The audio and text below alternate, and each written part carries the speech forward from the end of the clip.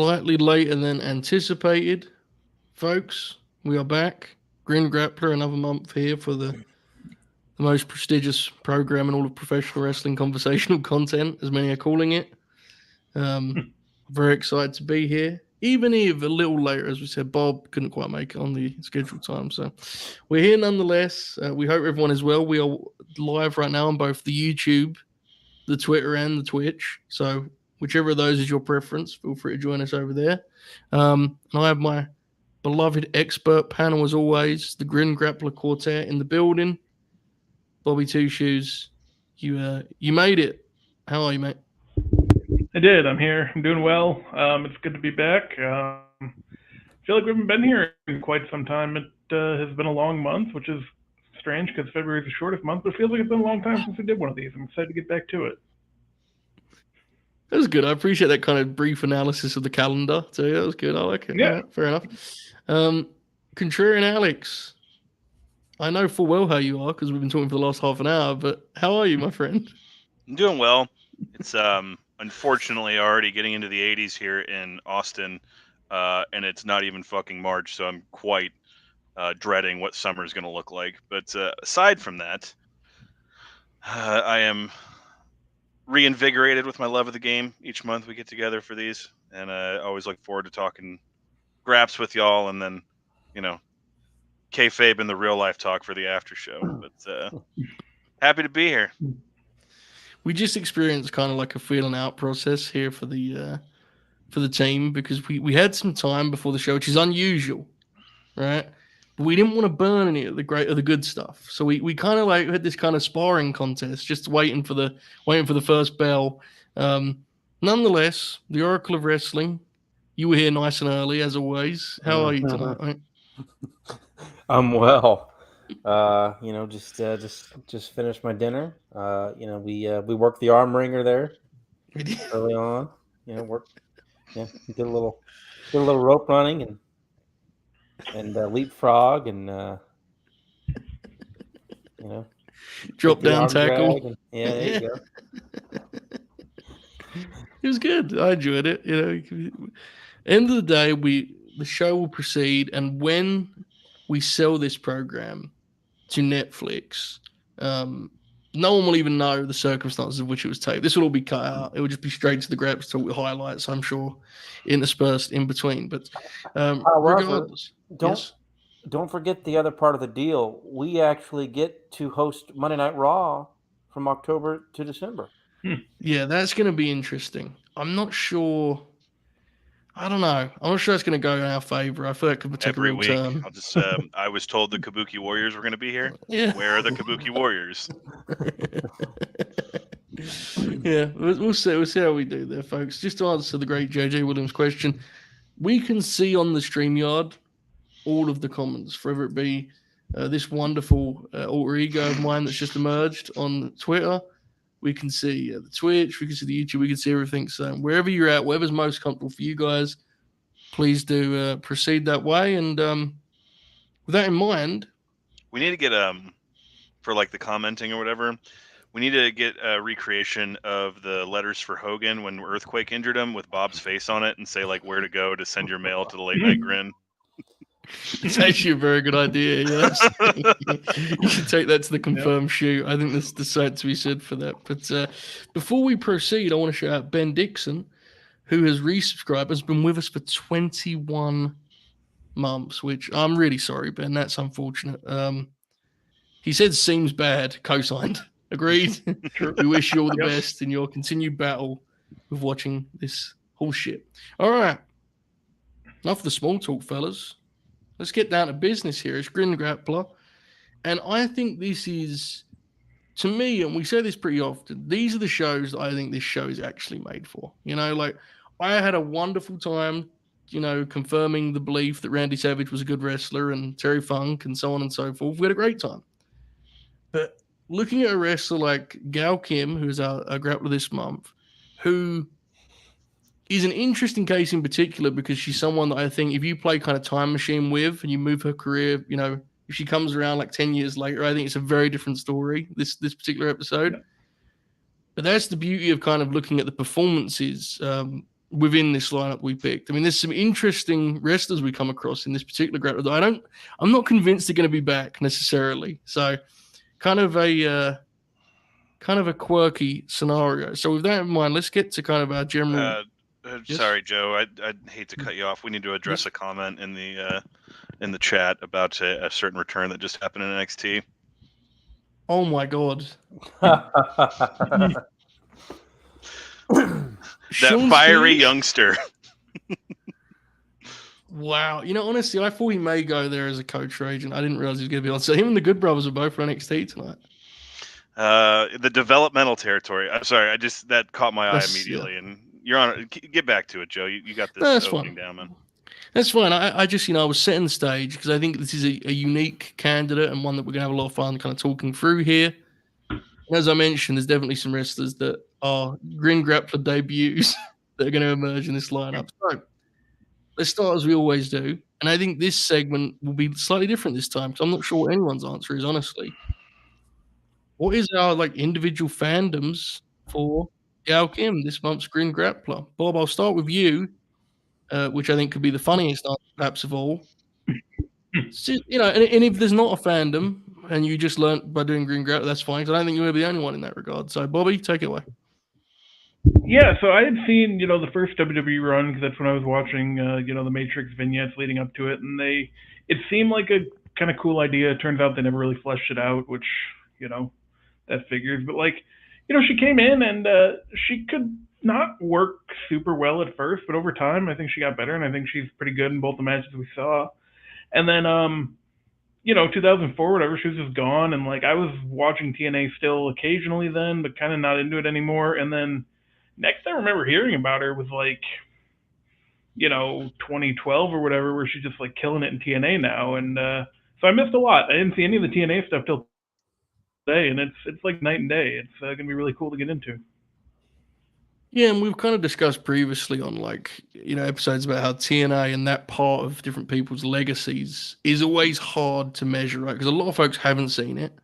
A lot of folks, if we're being honest, at times fairly are quite dismissive of anything that comes from that umbrella. Even in this case, though that's unfair, TNA earned their reputation, right? Not these two white boys here on the end of the row. We'll defend the TNA to the death, baby. I'm sure we'll see that here as we go. But yeah, it is definitely an interesting one. Gail Kim is a wrestler I'm aware of, and I'm definitely aware of her reputation as being way ahead of her time. But when I was doing this, it kind of dawned on me. I've not watched a ton of her stuff. A couple of these matches I'd seen, we'll get into there's a couple of famous ones on here, right? That are quite incredible triumphs, honestly. But the rest of these I hadn't seen, so it was cool. And whenever we do Grin Grappler, I try to get a little bit of background and watch some interviews and stuff. And it's just very, very fun to kind of to learn more about a wrestler that I think is incredibly respected by her peers, but isn't necessarily someone who's at the center of the conversation when you talk about women's wrestling greats of the era, because a lot of people just didn't see her best stuff. Oracle, I'm intrigued. When did you first see Gail Kim? When would you say you became a fan? If you did it all, I'm interested. Go for it. Yeah, I was believe it or not, a fan of hers when she first debuted in 03, WWE. I liked The Matrix as a kid. I was probably slightly too young to be watching The Matrix, whatever, but I was definitely a fan of the movies. So I remember the vignettes well, and we my brother and cousin used to tape Raws, SmackDowns, stuff like that, pay-per-views, on VHS. And the Raw she won the women's title in the Battle Royal was also, I believe, I think it was the Garden Raw in 03. It's the one where Foley got thrown down the steps and Kane unmasked. It was somewhere around there. It was I think her first match, right? Yeah. Yeah. Uh-huh. Yep. She won the title in a Battle Royal. We taped that, so I used to watch it all the time as a kid. I'd pop it in on a weekend and watch that Raw. I was a fan of hers. I thought she had a cool look. I always forget she stayed as long as she did. The first go around, I thought she was gone before WrestleMania 20. Yeah. but she was there and into the summer or fall of 04. Excuse me. I definitely remember her as the manager of America's Most Wanted, which is that's when she debuted in TNA, right? Was when she was with Yes. AEW, yeah, Yeah. and Garrett and all them, and they were Her with, yeah, her 06 is an interesting story that we'll get to. But yeah, Yeah, she was yeah. there was like that massive heel conglomerate of Jarrett, Team Canada, and AMW, and she like would manage like everyone. It was like That's a right. Heenan Yeah, family type yeah, thing. Yeah. yeah. And she wasn't really wrestling much. Like I remember they did the one at like Victory Road 06, where it was like a like a mixed 6-man tag with. It was like I can't remember who it was. It was her and AMW versus AJ Daniels So and yeah, it would just there was that weird like experiment they had where they brought in those two bodybuilders from Canada, and the woman's name was Sorelda, and didn't know what the fuck to do, that's and like right. that's why they had Gail Kim wrestle in That's 06. They were like, well, that's we know right. Gail knows what she's doing. Let's Yeah. see what she can get out of her. Right, right. I got the DVD, the Bound for Glory 07 DVD. And that's when they crowned the first Knockouts champion, I believe, was Yep. at that show, and Gail won that match. It was like a gauntlet match or something. Gauntlet. Yep. Correct. The funny I thing think is, it was I a wasn't weird watching battle royal. TNA that much in '08 during the big famous Awesome Kong feud, which we'll cover here.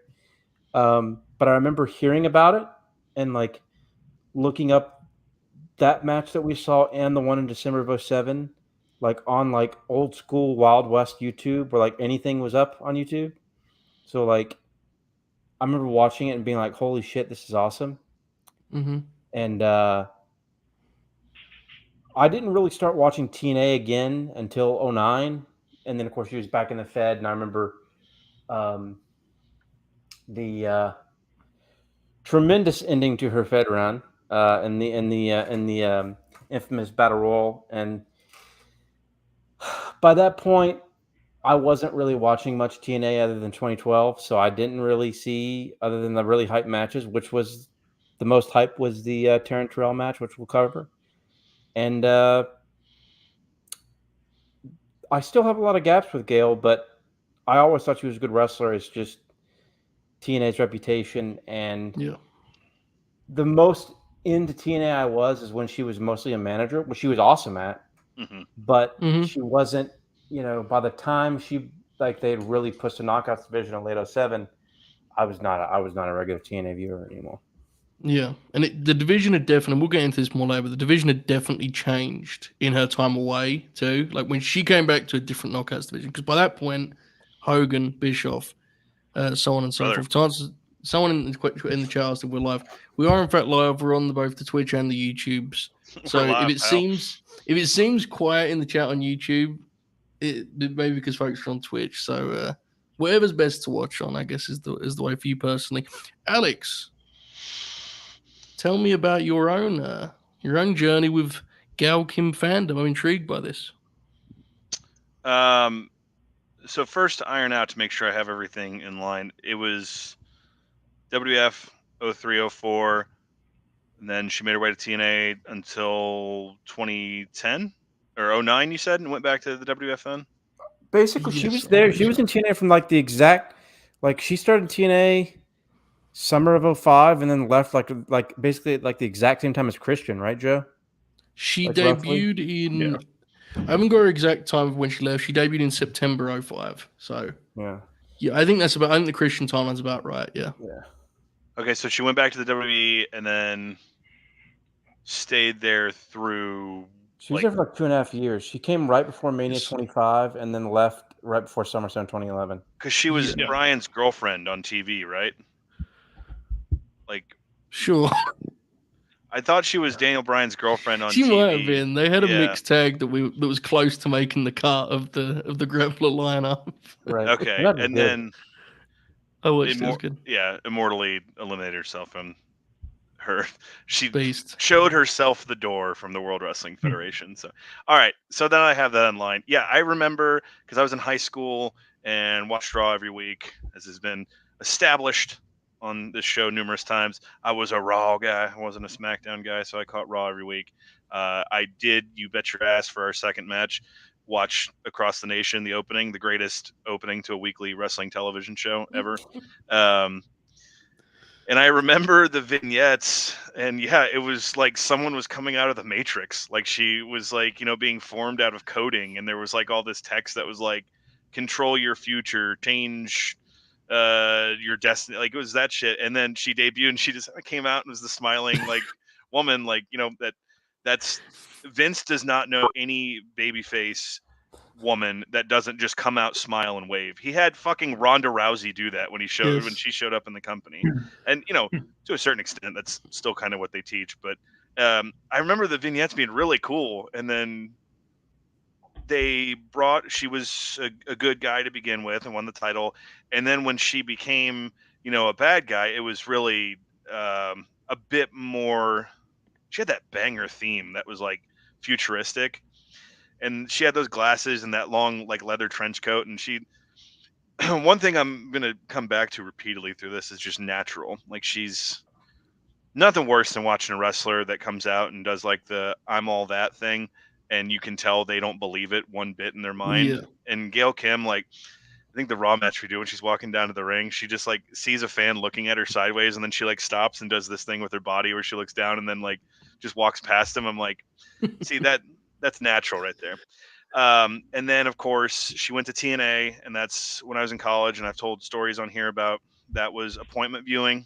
In 2006, I had my buddies. We'd get a case of beer and watch Impact every Thursday night on Spike TV. And she was the heel manager with Jarrett and AMW and Team Canada, and she was awesome in that role. Her and Jarrett were like a great heel combo.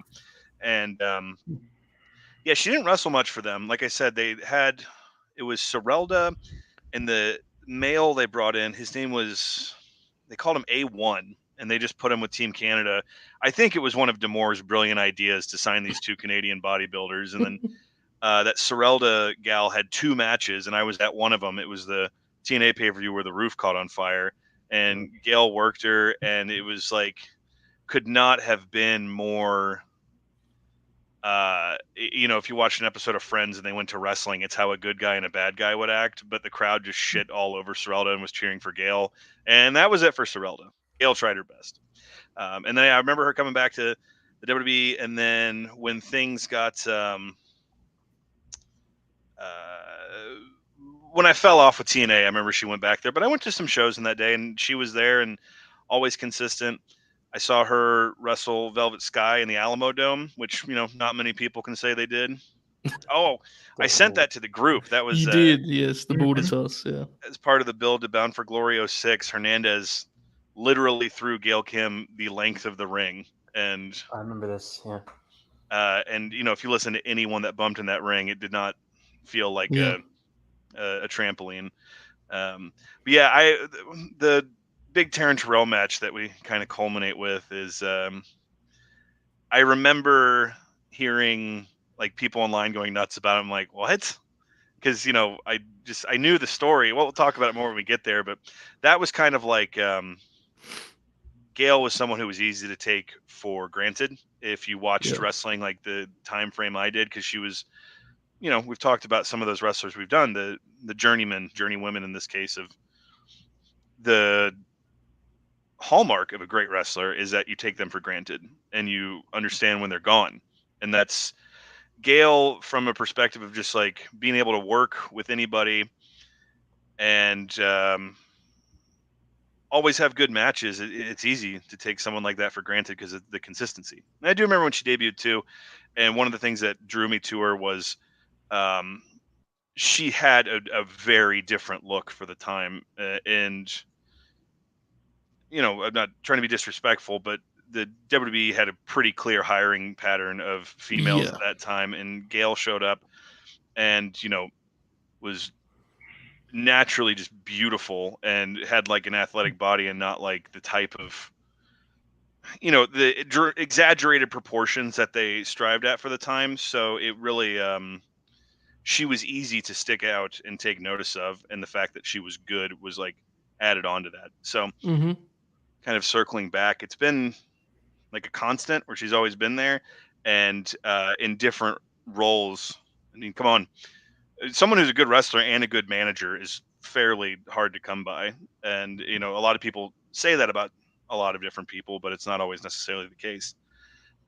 And on top of everything, she's married to Robert Irvine, which is Yes. very tickling that she's married to one of the true celebrity chefs of the world, who's like a legitimate millionaire and has like an empire of cooking ware. Dude, I remember when like one of the TNA, maybe it was like JB, like said it on like a TV or whatever, and I remember people thinking it was a bit. It was Yeah. it caught people so off guard. They thought they were gonna do like an angle or something. It was yeah, that is it's a good trivia question, right? I guess it's a good one. I saw him do a live demo about 10 years ago, and I remember like, is Gail here? Let me get a mark pick. No. All right. Yeah, late by 10 in your back pocket. I had the stack of 60, and I was waiting at the airport at 6 a.m. Oh yeah, these are from my family. Yeah, had a custom Funko Pop. Anyway, so as I said, I tried to watch some interviews and stuff to kind of like get a read on Gal's story because I didn't know a lot, and I didn't know how much everyone would know. So amazingly, because this doesn't quite work in my head like era wise, but Gal was a fan as a kid, and then she like got obsessed with wrestling again when she was watching the Attitude Era TV, which kind of like my brain didn't compute that because like that means that kind of tells you how quickly she got from that point to TV, right? That's like a quick thing because she was talking about watching Trish as a character on the TV show, and like I put them in the same era in my head, Yeah. So, speaking of Trish, she went and trained at the same school that Trish Stratus trained at, that Edge and Christian trained at. And at the same time, Tracy Brooks was training to be a pro wrestler. So they were kind of tied at the hip from like right at the start. And very soon after, Beth Phoenix emerged in that area. So like those three were kind of, if they were independent and Canada wanted to do a women's match, those three were kind of like a package almost at that point, which is wild to think about, right? Seidel Delirious of their day. Exactly. 1-to-1 comparison. And Molly Holly was the person who kind of helped Gal get signed. She was a big Molly fan. They met, and Molly mentioned, as Alex was kind of talking about a moment ago, about like, Gal had a different look, and Molly mentioned that, and they got like her tapes on and so forth. And she was signed, I believe, in October 2002. She told a good story about how her tryout was the week after the.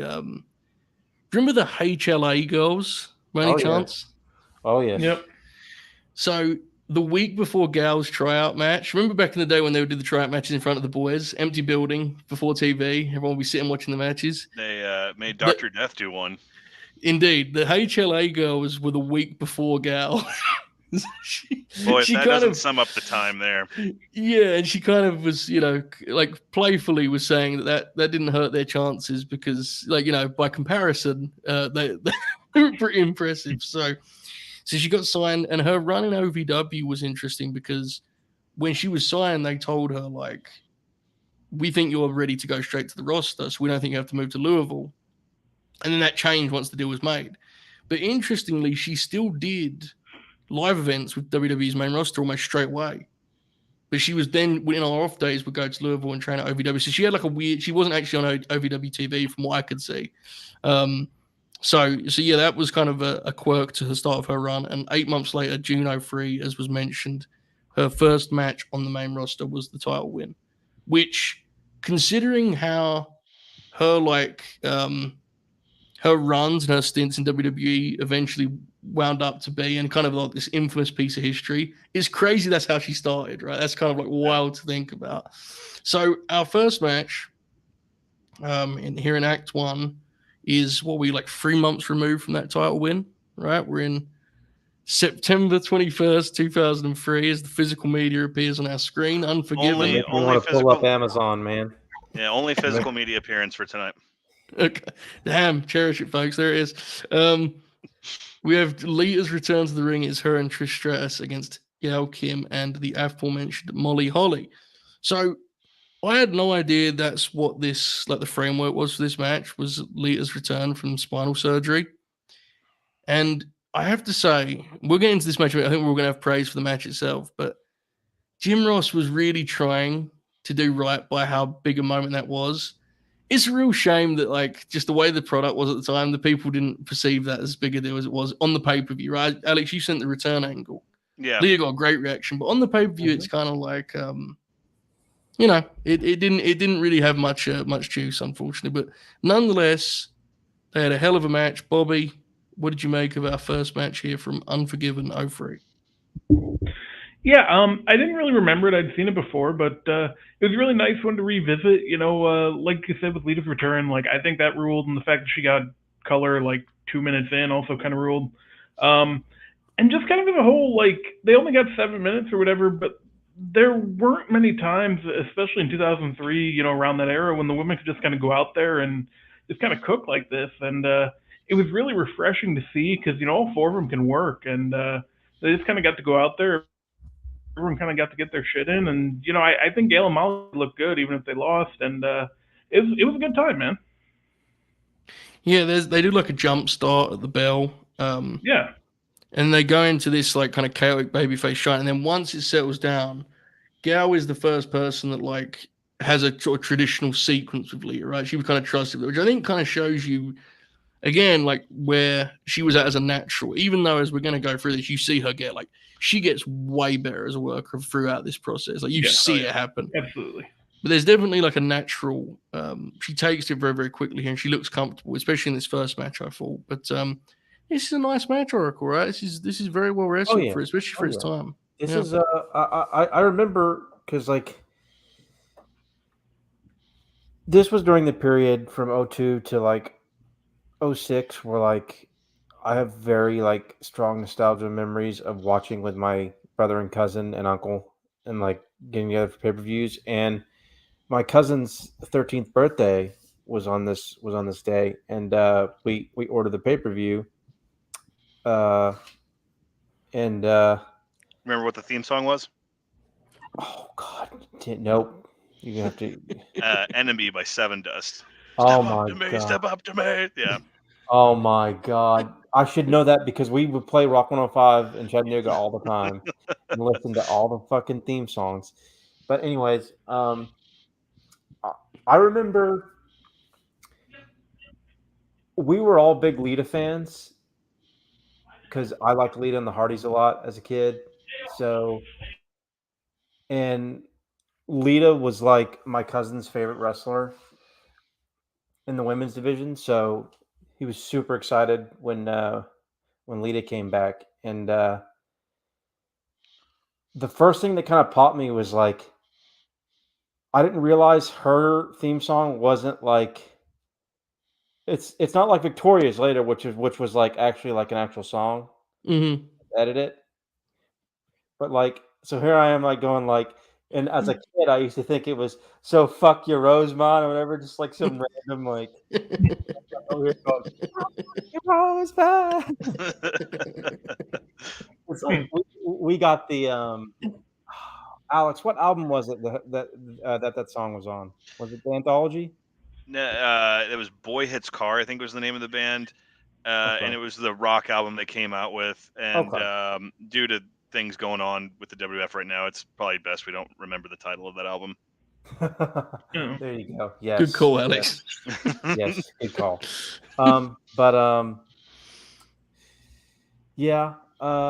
This match was surprising because like I remember this feud, right? I remember it, but I don't remember the quality of the matches because the women's like I remember like being fans of Trish and Lita and like getting into their storylines in a way, but like never really thinking about whether or not they had quality matches until they had that main event match on Raw. I remember that was a big deal the next year at the end of 04. And watching this match, I was like, this was good. But Gail's like the way she feeds and bumps is tremendous here. The way she like gets in like her ring positioning, the way she moves around the ring, like and I noticed this in the Victoria match too, and of course, we'll talk about that here in a few minutes. she's one of the few women that I've seen get up really well for a back body drop. Yeah. Mhm. Which just shows her athleticism. She was really good as like a stooging bumping heel. There wasn't a lot of like flashy offense from her here, but that wasn't really what she needed to do. I just thought I was really impressed with how she was just bumping and feeding. Like I was like, it was good enough to where I was like, I kind of want to go back and watch some of her stuff. Like on Heat. It's especially Mhm. Matt. It's especially shows like Heat where they were might get a 6-minute match instead of a 3-minute match. Stevie Night Heat. Yeah, there you go. Which was probably right around that time, right? 03. Yeah. Heat. But yeah, this was good stuff. The part where Lita like bit her lip or like got her lip busted or whatever, and like JR and JR was like, "Oh, look at poor Lita with her," and I was like, the way they were calling it was so bizarre. It has to be said, and I'll get this out of the way. I don't need to do details. The commentary, JR was not the issue. The commentary on this match was fucking insane. Yeah. Oh yeah. JR is really trying at parts of this match Yes, to he get is. over He the is. match, and his cohort is Not so you know, great. yeah. Awful, dude. And like, Yeah. I know that they kind of, whenever they get a chance to make a documentary about women's wrestling, like pat themselves on the back for like this revolution that occurred 10 years later. This is not like, they're talking in this like it's the fucking 40s, dude. It's outrageous. If I may, so to Yeah. piggyback on Bob and Bob's point while we're on this about how women were treated at the time, one of the matches on the show, as listed on the 2003 DVD release of Unforgiven, Yeah. live from Hershey, Pennsylvania, Yeah. Scott Steiner versus Test. If Test wins, he gets Stacy's services. If Steiner wins, he gets Stacy back. That's text on here. So Yeah. the women are 2003. objects. Mhm. 2003, this is, Mhm. you know, like, Yeah. because Trish that's one was of their great in favorite this things. too, wasn't she? Dude, this is when she's like really starting to click as a worker, right? You see it, Yeah. like, it's, you know what was really fun? I actually have a couple of details on this. I'll kind of go in this direction now because I think it makes sense. Gal's talked a lot about Finley's influence on her. It's like kind of a nice little, almost unintentional synergy we had there. And it really popped me hearing the stories about, because we discussed this last month for that part of Fit's legacy. But Fit, the main thing for Fit was you have to be aggressive, you have to be intense, you have to bring it in there. And you can see that no matter how, this only has 7 minutes or so, and it's limited in a way that they can't really, as much as they work hard, they can't expand on it in the finish. They just go home, right? But you can tell there is an absolute emphasis of we are going to hit each other and we're going to be physical and tough in there. And it's like, it's very apparent. There was a story Gal told about, she was working with Trish, and Trish suggested that Gal slap her, and Gal was like kind of hesitant because the last time she'd done that, ironically, she'd fucked up Stevie Richards the last time she'd done that. She just slapped him for a shoot and fucked up his eardrum. And Trish was like, no, do it. And so she told the story about she slaps Trish. Trish comes in the next day with a black eye, and Gal was like, what happened to you? She did the Stan Hansen deal, like, what happened to you? And it was her slap. And she said Fit Finley was like the happiest guy in the place that day. He was so thrilled by this. Like, it popped him huge. So I think that kind of speaks to the attitude of like, whatever they give us, we'll try our best, right? Is kind of the vibe. Alex, I know you messaged us earlier. This popped you tremendously this match, right? Good time. Yeah, I remember it being good, but it was like, you guys know me. You give me this 11 times out of 10 over some 30-minute bullshit match. Like this is what I want, like, from wrestling. And again, there are some good long matches out there, but like for the most part, just get in there, get your shit in, like make it look good. I did pop huge because, as y'all know, I find it funny to call Lita Lady Sabu. It's like a thing I do on the internet. And the first thing she does in this match is air Sabu. Trish gets on all four, and Lita goes and springboards off her back and does the Sabu spots. I'm just like, hell yeah. Lita hits. I'm sorry, it's the second thing she does, because she hits a hellacious clothesline. There's two, like, speaking of Stan Hansen, he probably would have said goddamn right at that. And then Gail's cut off of Trish going for the tag. She takes her fucking head off with a clothesline, man. Mhm. Yeah, we already talked about the commentary. Jim Ross God, like this comes up every now and then when we do matches from an era when he cared. Just he's the best ever. Like the stuff he says, like in such a, you never question who's the good guy and who's the bad guy when Jim Ross is on the call. Because there's a part like, in the opening stretch where Trish and Gail are wrestling and Jim Ross goes, both Trish Stratus and Gail Kim, natives of Toronto, Canada. I don't know how proud the folks of Toronto are of Gail Kim. And it's just like, it's so good. But yeah, they sprint. There's some really good double team action. Lita, of course, because she's Lita, busts her lip open. Mentioned the cutoff. She does give Gail a hellacious powerbomb, not as insane as the one she gave her on the comeback angle, which is just like a reverberating shot. Alita bomb. Alita bomb. A great finishing sequence where there's, all four kind of going hell for leather with it, and then it's just a really fun tag match that, like, with a different crowd, man, they could have had him clapping like it was Memphis by the end of this, I think. And I can't remember where its placement it was on the show. It's probably not given the best placement, but I think it was right after Randy and Shawn, right? God, that's one you could say for a while. What year is it? But yeah, just a lot of fun and a good opening for, kind of what we're doing. And to reiterate what you're all saying, like, when we watch these matches for this, it's a bit more of an analytical lens than I have when I usually watch wrestling. Trish is fantastic in this match. Yeah. Like, and in my memory, the way it works, she was still a couple years away from being like the polished, like, it's Trish, like we all know her, and she's just phenomenal. So not ready to necessarily label it like a hidden gem or something, but it's a 7-minute match that is not by any stretch of the imagination a waste of time, and there's a lot of fun to be had from it. Honestly, it's probably the best match on this show if I'm remembering the rest of the show correctly. Well, I was concerned when Kane was on the front cover of that DVD you were holding there, but the smartest man in wrestling, Kane. True, I forgot. Yeah, so did he apparently. It stands out on two fronts: the effort, but also the negative side of it is, man, it just felt like they gave this no pomp and circumstance, or like no actual. They didn't give it any enhancement from the creative. It was kind of like, we did the angle, they'll figure it out, and they did a hell of a job. It was one of those things where it really captured the era. I thought, like, we've talked about it enough, but it did Lawler's commentary is like, it just sums it all up. It's like abhorrent, and that's coming from someone who says tasteless shit all the time. But it's just like, what the fuck, dude? It is worth calling out too, though. Like I said, you could have had a combination of 4 other women's wrestlers at the time that probably wouldn't have been as motivated as this. But this reeks of like these 4 gals. Well, we're only getting 7 minutes. Well, we're gonna do every fucking thing that we can. So let's go. As a quick shout out, Molly Holly was good for like ever. Molly Holly, she was good in 99 WCW. Like, yeah, man, good. One of those Mona matches from like Saturday night. Yeah, good.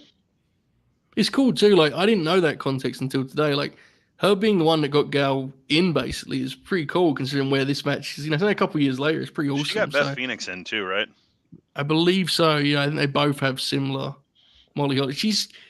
I'm always very scared to say this about professionals, but she's generally accepted as like one of the more positive forces in the industry. Folks, if something is disproven that, I apologize profusely. I don't know. Someone isolating that clip right now.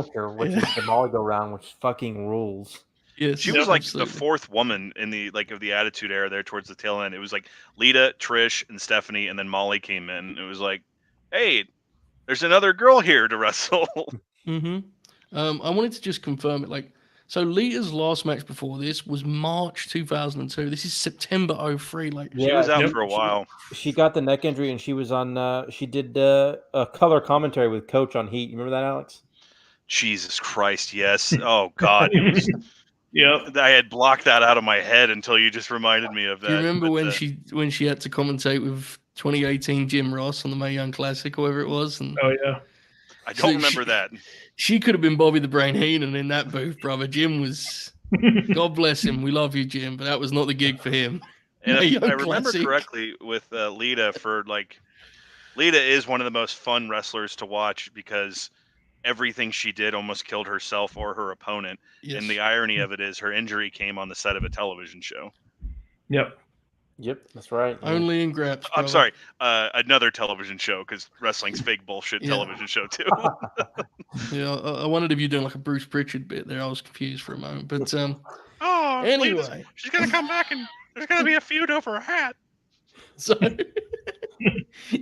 so our next match, we jump forward here to May 2004, May 3rd, specifically an episode of Raw. And Gail is working with Victoria, who was the champ at this point. I'm correct in saying, right? I believe I'm correct. So she was the champ. This is the least like polished performance Gail has on this lineup. Like, there's some good bits for moments. There's also a couple moments where you do see that she is still pretty green and she's still figuring it out. They fall off the tracks a few times. Yeah, it's a little rocky. Like, there's some flashes, but I actually think we put ourselves over a lot on this show, if you didn't notice. But I actually wish I'd have dug a little deeper. I reckon there's better Gal TV matches from this time. You know, like, I just got a feeling, not because it's bad. I think there's probably ones that went more smoothly than this. But nonetheless, I'm intrigued what everyone thought. Alex, I'll start with you on this occasion. Raw here opposite Victoria. What did you think? It's fitting, and this is kind of part of what we do also. To get 6 all-time bangers, then it's kind of like, turns into a circle jerk. So you can sometimes need a little bit of something to compare it to that we can say, right, like, this is what they became. But I think it's fair also to give Victoria some credit here, because Victoria, Trish was a wrestling fan, but she was a fitness model, and that's why they signed her. Yeah. And I don't know if Victoria was a fan, but I know they signed her because she was a fitness model. And she's, she didn't reach the heights of popularity that Trish did, but she's in the same boat of, like, she got really fucking good at wrestling when, started off as like a lump of clay.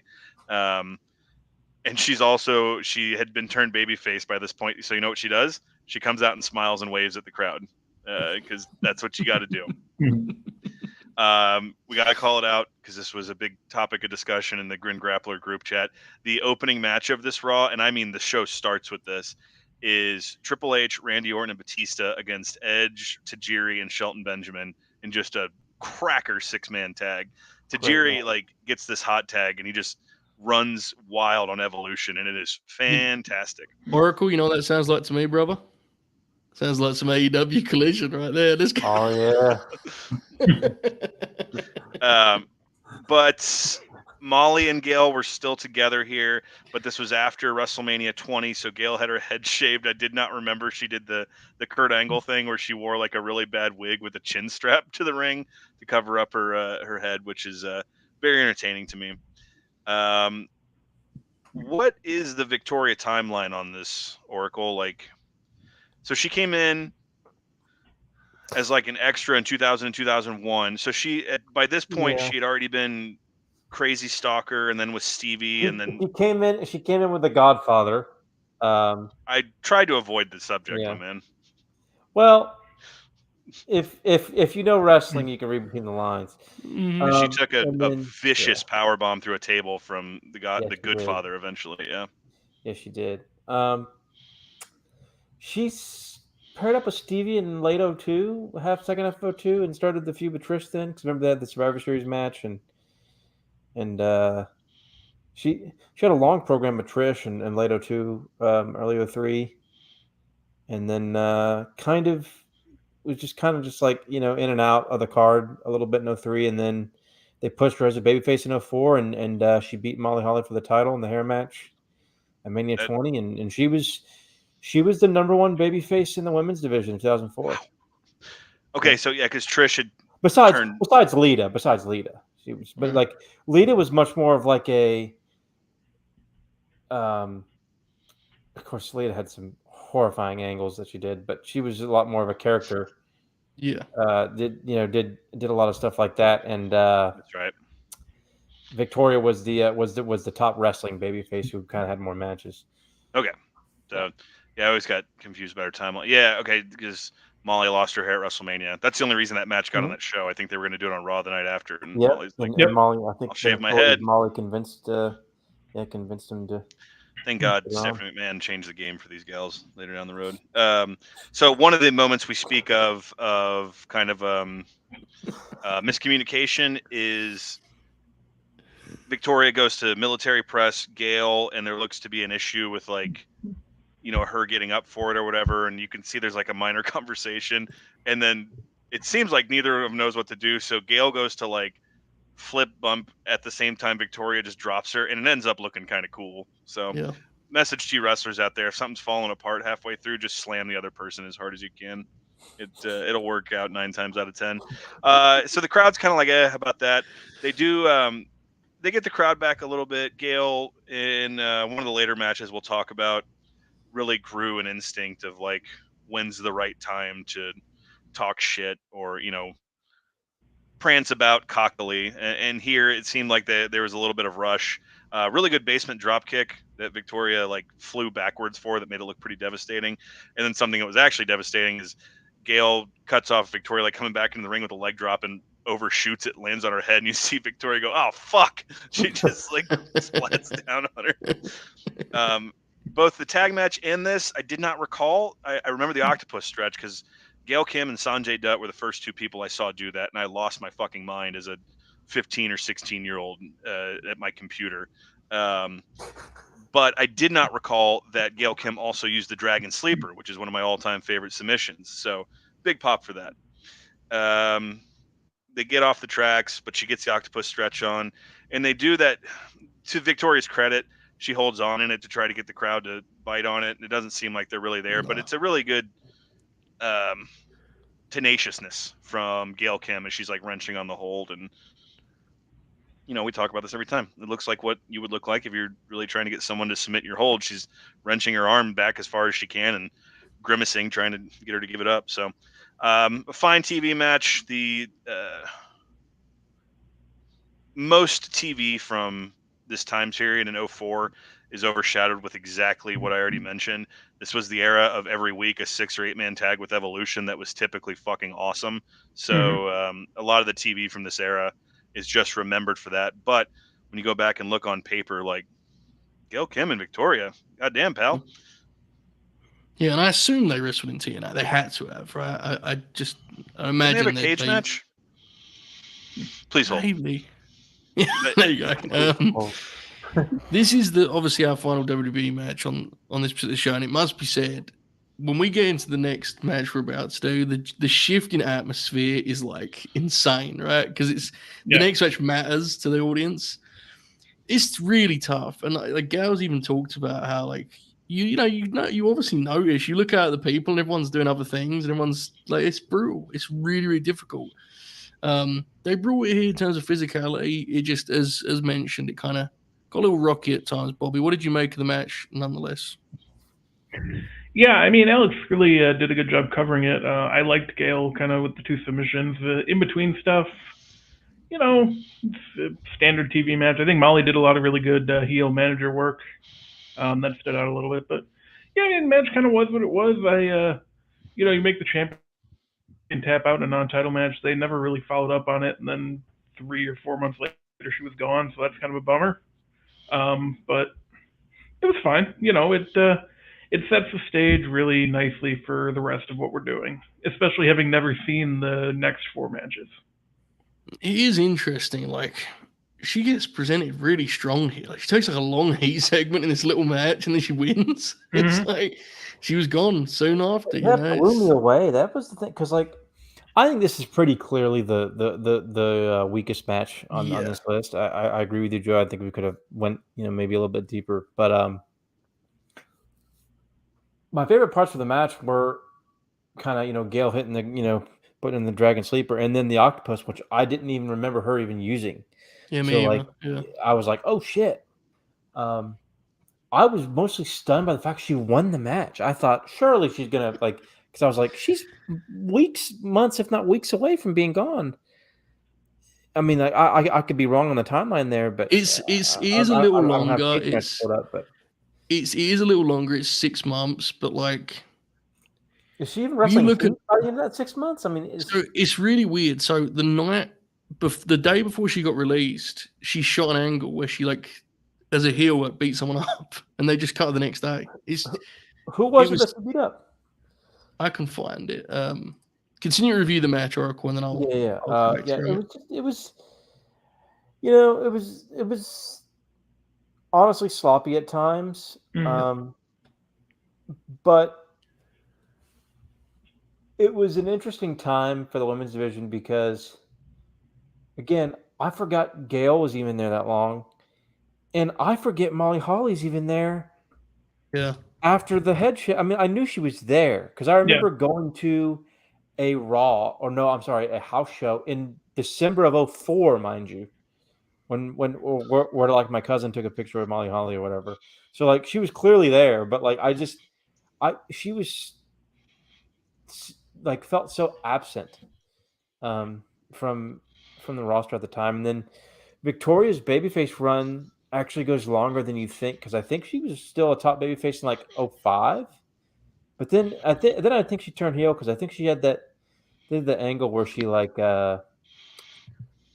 like a candy jar over Chrissy Hemi's head and like had the match with her at Vengeance 05 or something. That sounds like something I absolutely believe would happen at that period of time. Yeah, because I think that's like when Victoria turned heel. Go ahead, Joe. Gal, no, that's my bad. I'll cut you off. So Gal shot an angle on the Monday prior to release where she helped Trish by attacking Lita. She was released like the next night. Okay, so this was like the build up to the big Trish Lita match. Yeah. At the end of 2004. Mm-hmm. Yeah, the Raw main event. Yeah, she's talked about how she was very surprised by the timing of the release, and in fact, the agent talk was that she was actually trending in the right direction and things were going positively. So I don't know. There was I believe it was her, Jazz, and I want to say Nydia with the 3 releases, and they told all 3 of them we're going in a new direction. So yeah. That's I never realized it was all 3 of them at once, and that's pretty gross when you kind of. Yes, it is. Yeah. And Yeah. Gal kind of recapped in a similar way of they definitely went in a different direction. So yeah, they wasn't really subtle with that, but yeah, that was the timeline, Oracle. But but yeah, I agree with you about the match. It's definitely the least polished too. It definitely makes for a good contrast with our next match. All right. Anything else on Gal and Victoria, fellas? I was confusing Gail versus Jacqueline in TNA in a cage match, so it was not Victoria. There we go. Okay. So with that all covered, do we have? I mean, this is obviously going to be slimmer than it often is tonight because it's just unfortunately Gal was not put in a position to have a bunch of memorable matches. I assume we don't have any to call out from this set. Maybe we do. I don't know. Does anything come to mind? The Battle Royal where she wins the title is fascinating because it's not really good, but the crowd doesn't know what to make of the fact that this new woman just won their women's title. They're like, what? Well, and they're also like, wasn't she supposed to be from the Matrix? Why is she smiling and waving at us? Do we know if that rematch that Gail and Molly have with Trish and Lita is any good? Like the next night on Raw? I'm not sure. There's probably some again, as Joe mentioned, I don't really have an answer, but I honestly am interested to see if she has a couple of good matches from Heat. Yeah. I mean, I'd believe it. Were they still doing Velocity at this point? They were, but Velocity was a SmackDown exclusive. Yeah, it was a SmackDown model. Some of those, I bet there's 3 or 4 minute matches that if we just watched them, she would do something in them that popped us. These little for sure. performance quotes, yeah. If we're since we're not going to be returning to Stanford for the rest of this, also worth 2011 was the match I shared. It was her and Brian against Melina and Tyson Kidd. Superstars. The match rules. Yeah, it's a good match. I actually, we wanted to do that in some way, but the timeline was awkward. Where I was just cut that act out. So yeah. I'm pretty sure she has a TV match with Michelle McCool. That's good. Okay, good. All right. I think that might have been 2009. I believe it. I'm not doubting. Unlike my contrarian friend, I believe it. Oh, I don't doubt Gail's ability. Two rough periods to be in the Fed. It's brutal. Yeah. It is, and like it's gonna come to light more as we get into this, just how literally like revolutionary her class of wrestler was in terms of what they lived through as performers. But like, god damn, dude, like the leadership that was there, and coming in the era of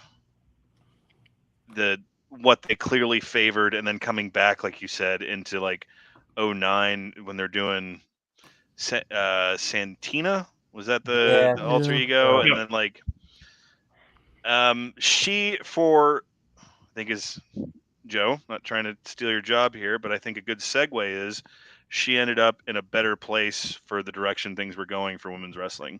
She did, and not necessarily initially, right? Like initially, Correct. so I was intrigued by this. So she actually was a free agent for around 9 to 10 months, and she only took a couple indie bookings. She said like the way the WWE thing ended really killed her passion for the business. She did like a couple different indie spots, and one of them was one of those Australia kind of tours that Jeff Jarrett was involved in at the time. And so that kind of got her involved, that kind of opened the door for a TNA thing. And she mentioned how when she went to TNA, there was some familiar faces like Eric Young and Bobby Roode were on the Canadian Indies when she was breaking in. So like it was kind of, it felt natural. So she decided to do it. And what's interesting is, so you mentioned earlier, Alex, that she was a valet initially, and you kind of went through that run and that part of it. So when she came in, they told her like, we are eventually going to do a women's division thing, and we feel like you're going to be it.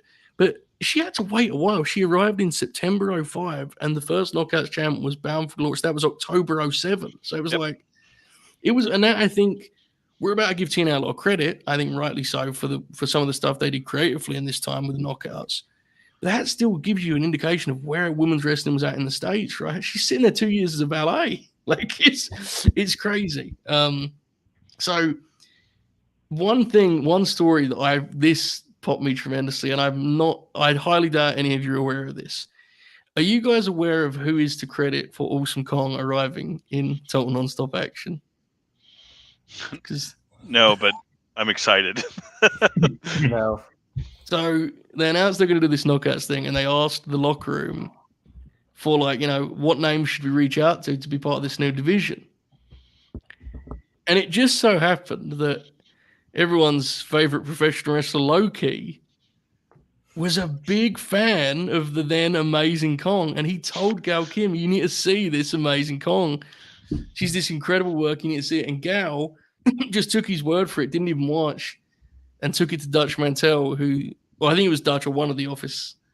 And they got Kong in. And the first time she ever saw Awesome Kong in the gear with the entrance and everything was when she was standing in the ring to shoot an angle before Bound for Glory 2007. So if awesome. Low-Key was not a mark for Kong, there is a very good chance she never appears on US TV, which is kind of wild and says a lot about how you should wrestle Awesome Kong. Look, he ain't always right, but he was right about that. So that did pop me. Now, with that in mind, we jump ahead here to Bob's favorite day, January 6th, 2008. Well, he loves Final Resolution. I know. But, man. And so here at Final Resolution, we had to involve, of course, an Awesome Kong Gail Kim match. This is, I believe, the most critically acclaimed is Gail's favorite in particular, is a no DQ match. My God. Brother. Some clobbering going on, bro. This is a shoot, I think. This thing is wild and chaotic, but it never falls into just it feels like a brawl. It isn't stunts, right? It's the pace of this thing. It's a hell of a match. They had obviously more conventional and traditional matches, but this is a moment in time. And as I mentioned, the atmosphere for this, we have dueling chants. The Impact Zone is rocking. Contrarian Alex, this was a different time. It was a very different moment for TNA in particular. I know this is something you wanted to kind of get into in terms of the division. So I'll start with you once again. Kong and Kim, what did you make of this? So this was kind of in the death rattle of what myself and Oracle and others would refer to kind of as the golden age of TNA, is like the ending point is Angle beating Joe at Genesis '06, but that's not to say that there wasn't a lot of good that came after that. And one of the things, while the main event program, so to speak, was just tearing apart at the seams and kind of killing the company, there was the rise of their women's division. And Bound for Glory '07, as Oracle called out, was the Battle Royal. Gail was the first champion. That's when Kong came in, and they had, ODB, who's fantastic, and we will get to her in a moment. They had, I'm trying to remember who all would have been there at that point in time, but Angelina and Velvet were there, but they were under. Yeah, They were different names. Different they names. weren't quite the generational act known as the Beautiful People. True. But I will give them credit. Wrestling is often not patient, but like you said, that getting Gail and then just like being like, hey, just kind of, tread water for a little bit because we got something coming, and having the patience to not pull the trigger until you're confident, and like the fact that you do have a roster and not just two women wrestling each other like the WWF did for a long ass time is that's good. And then bringing in Kong was nuts. Because it was a big deal when she would make like a shot for Shimmer. I was not a Shimmer fan because I'm a weird guy, but not that weird. But I remember like people always treated it like a big deal when she would come in for Shimmer, and she was like one of the of that era, like one of the last big like gaijin acts you would read about on the forums, like in Japanese wrestling, of like, oh shit, this awesome Kong, something else. And so the Impact Zone still has that aesthetic, and it is a rockin' here. We get DW and the Professor Mike Tenay on the call. I did see a comment Will asked about the ref, and Yes, that's Slick Johnson, who was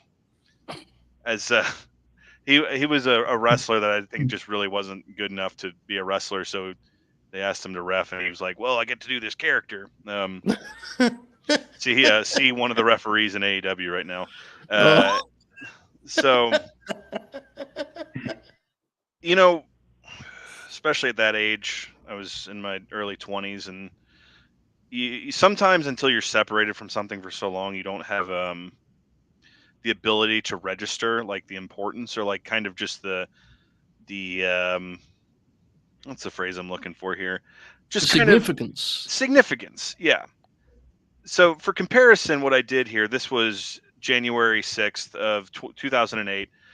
For comparison, WrestleMania of that year, which fell, 2 months later on March 30th of 2008, or 3 months later, excuse me. The women's match on that show was a Playboy Bunny Mania Lumberjill match.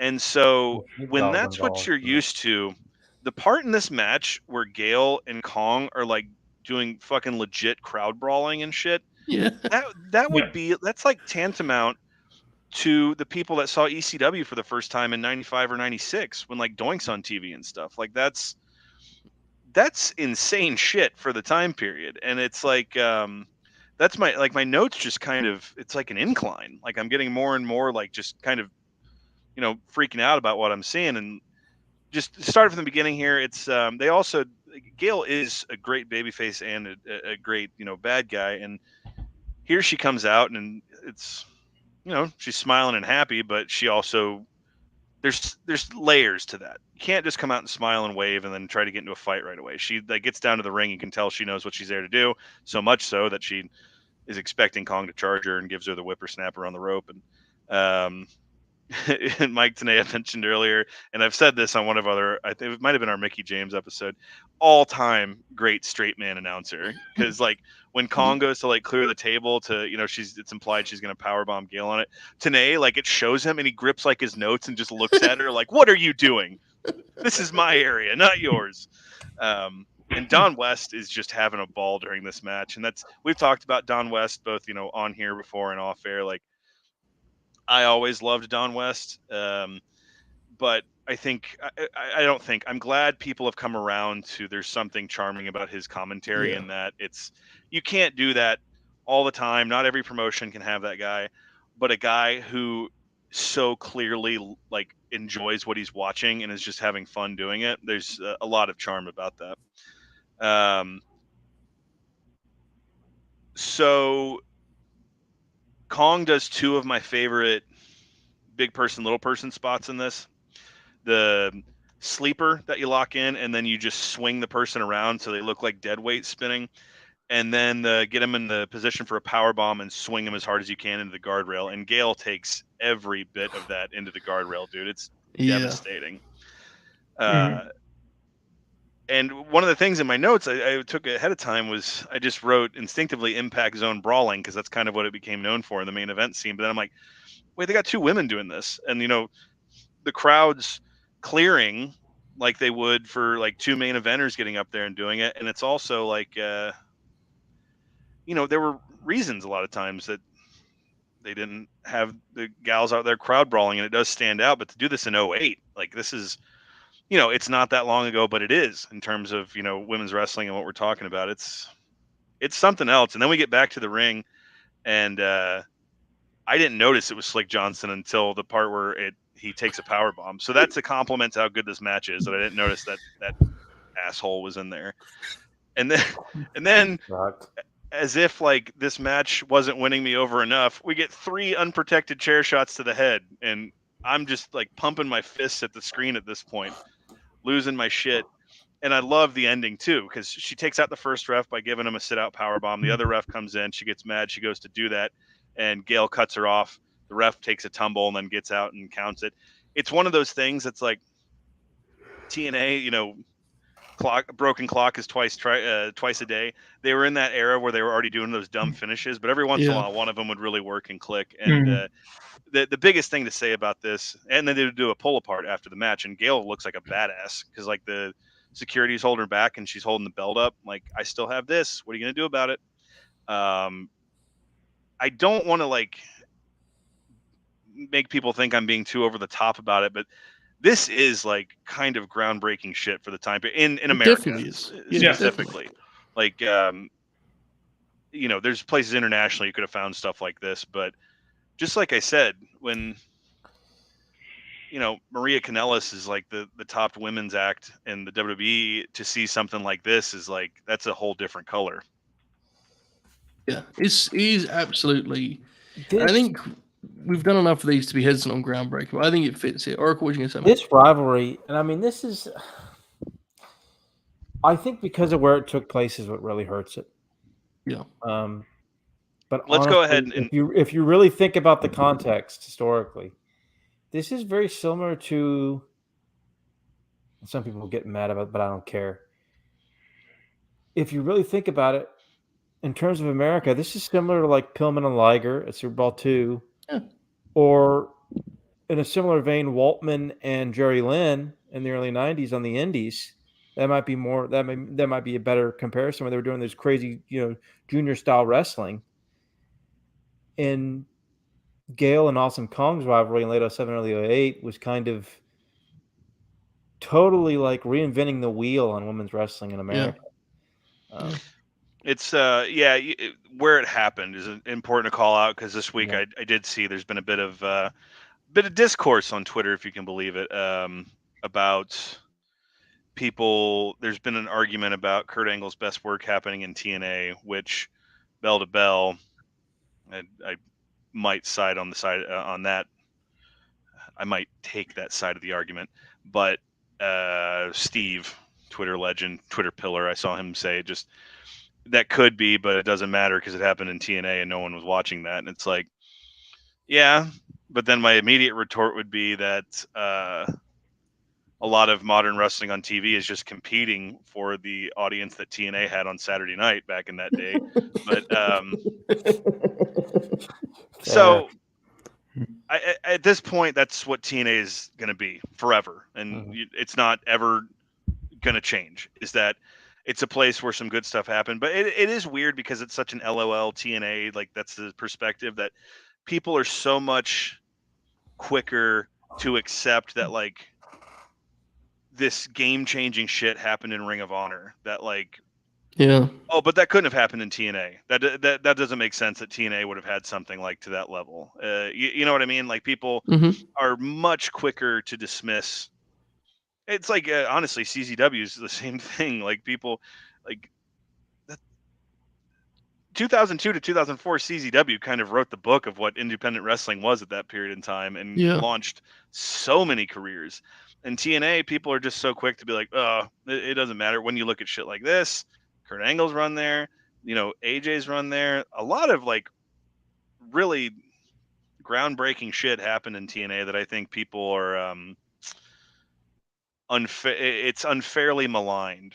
I say unfairly, but then I remember all the shit they did after That's the problem. 2006. Yeah, And that's it's like, it's one of those things where it's a reputation they earned, but that isn't the fault of a Gail Kim, Awesome Kong, AJ Styles. Like, I don't know. I think this is going to go into a whole different conversation, maybe best for another day. But I also think you always need to be careful with when you appraise wrestling through the lens of like how it did commercially and its impact on business and that. Because look, bro, there are a million and one factors. Like, this main event of this show was Christian Cage and Kurt Angle, and they still probably sold like 10,000 pay per views. Like, TNA was going to be TNA if they had John Cena on top, or if they had the best knockouts division in the world. Like, it is what it is, right? Oh, yeah. So I think you have to kind of always be careful with how you assess these things. But I mean, Oracle's comparison I actually love, especially I actually like the Liger Pillman thing, because what the Liger Pillman match did specifically was it brought wrestling that had been on the world stage to the States.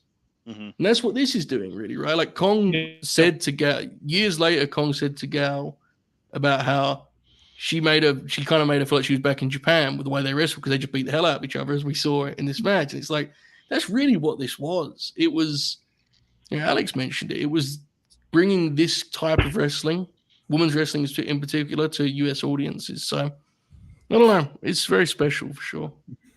Very It special. helps Oracle, just to close, it helps with go for it. the genuine enthusiasm of the commentary too, because they're like, holy shit. Yeah, And man. Mike Tenay's been watching shit like this for 25 years Exactly. from Japan, and he's just like, oh my god. Yeah. Exactly. No, it's very, very cool moment. It feels like super optimistic and enthusiastic. It's very fun.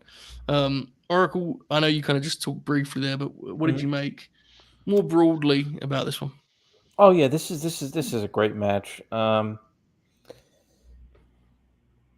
I popped huge at the part where they went to the table because Mike Tenay made like this. He like stuck his bottom lip out like a child and was like, Yep. like he was like mad because you could tell he was like he was obviously like in the match, but he was like annoyed because he was like, we're hardwired to the table here. If they break our table, Yeah. He also mentioned it at some point later, and he's like, she came over here and stepped on my foot. But I was really fascinated by how the psychology of the match and like the structure of the match, because a lot of times, like when you watch a brawl in the Fed or AEW today with the women or the men, anybody like that, it's usually like big spots, plunder, like all this stuff, and we have Yes. that here, but it's not. It's worked in a very much. It's worked in a cat and mouse. It's a cat and mouse David and Goliath match, but it's a David versus Goliath match, but it's worked cat and mouse style. But it's not necessarily in the way of like Gail's afraid of Awesome Kong. She's just trying to survive Awesome Kong. Yeah. And the match gets more intense and intense throughout the match. It's a very, and they have to be careful because you don't want to make Gail afraid of Awesome Kong, right? And they do a really good job of building up to where, Gail uses her speed and sort of cleverness to kind of outmaneuver Kong in the end to win, and she outsmarts Kong. It's I don't know. I was really, really impressed because like if you watch it on the merits of like every little thing that they do, yeah, there's like kind of some, like there's a crowd brawling. There's not a lot of like crazy spots or whatever. like all like thrown together in a match, right? Yeah. They're all Yeah. you know they're all spread out like Alex mentioned, the big swing into the barricade, which was brutal. I really liked when Gail started to make her comeback and the crowd where Kong charged her and then knocked over like one of the Christian and Kurt Angle Final Resolution posters or whatever. And yeah, this stuff was awesome, and like that finishing stretch was amazing. Those 3 chair shots, Kong's sell of those chair shots were incredible. She was Like awesome, first dude. one gets hit in the chest, and then she takes like the unprotected chair shot, boom, and then the last one is incredible. Gail just fucking like hits her like right on the like right here on the temple, like crowns her, and then Kong does this great like basically like collapsing falling statue, you know, Mhm. looking like when they like tore down like one of those statues from like Europe or something, you know, like when Ray Mercer knocked out Tim Sylvia. There you go. That works too. Yeah. That one's-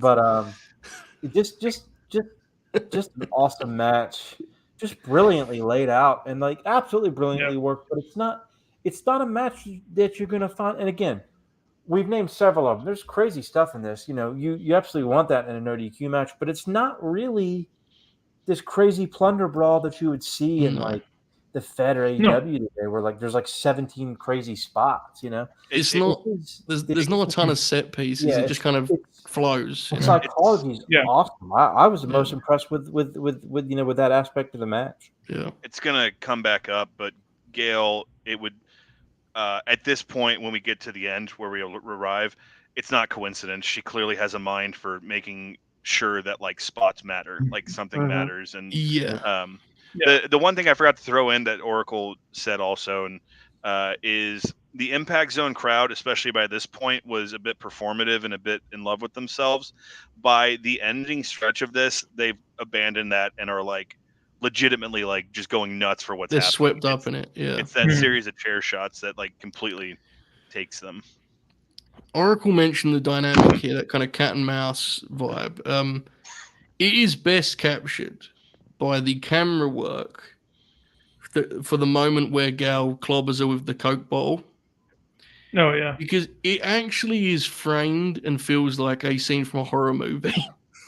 It's like you can see, like you see her in the background, and I looked this up because I was intrigued. I was really hoping this was organic, and thankfully it was. Like Gail was just like, she had to get away from it. You have to make someone like Kong. She's not going to just sell anything, right? I'm just going to have to grab this Coke bottle and just fucking hit her with it. They're like, that's where the magic happens. So, like, I think you nailed it with that. That's what makes this dynamic great. Kong is such a tremendous monster that the hero can actually, like, not run, but, like, you know, like, she can be somewhat scared and it doesn't kill her because she's using her head. She can't just sit there. She's half Kong size. She can't, like, wrestle her. So she knows she has to, like, use her speed and her mind to, like, you know. Step ahead, bro. Yeah, and that's just the finish. Exactly, and the finish is perfect for that. And it makes Kong look like a killer too, because dude, that power bomb she hits on Slick is fucking beast. Yeah, dude. The bottle, just useless, contrarian Alex knowledge. Famous early PWG story that AJ Styles has told about. One of the only times I've ever had alcohol was they were working some match, and I guess AJ was going to do the spot where he grabbed a fan's bottle of Gatorade, took a swig, and spit it. And I guess this dude just loaded his Gatorade up with vodka before he came in the show. And AJ, oh God! The devil's poison in there. Bobby, what did you think of this? Yeah, no, it was incredible, and like, you know, having watched that era of WWE pretty recently too, like they weren't doing anything close to this. Like, you know, when Trish and Lita left, well, even towards like the end of like 05, 06, when Trish and Lita are getting ready to leave, like they're kind of shifting the women's division to a different place than we kind of saw even in 2003 and 2004. So like, you know, to have this kind of going on at the same time, like I said, it's incredible. It was something that was not being done, and you know, TNA really managed to coast off kind of the success of the Knockouts division for still even. I mean, you could argue they're still doing it, at least within the last year. I mean, and that kind of they planted their flag and just went with it, and it's great, man. And the match itself, incredibly well done, incredibly laid out. I think they only had the one false finish before the power bomb on the ref and all that, and they weren't spanning finishes and all that, and it wasn't just big spots like Oracle said. It was just everything kind of made sense, and it was great. Yeah, I'm glad we spent as much time on this as we have because look, it's the defining feud for Gail Kim, right? I think everyone would agree. And a couple of years ago, I want to say a couple of years ago, it may not be that long ago, but when they did the Empower show, Kong officially retired like alongside Gal, and it was like a really cool moment. And they are a case of two wrestlers that I do think are forever tied in history. I think as soon as we decided we were going to do Gail Kim, immediately it was like, hey, what Kong match are we doing? We probably could have done a Gail Kim Grin Grappler that was like 4 Kong matches.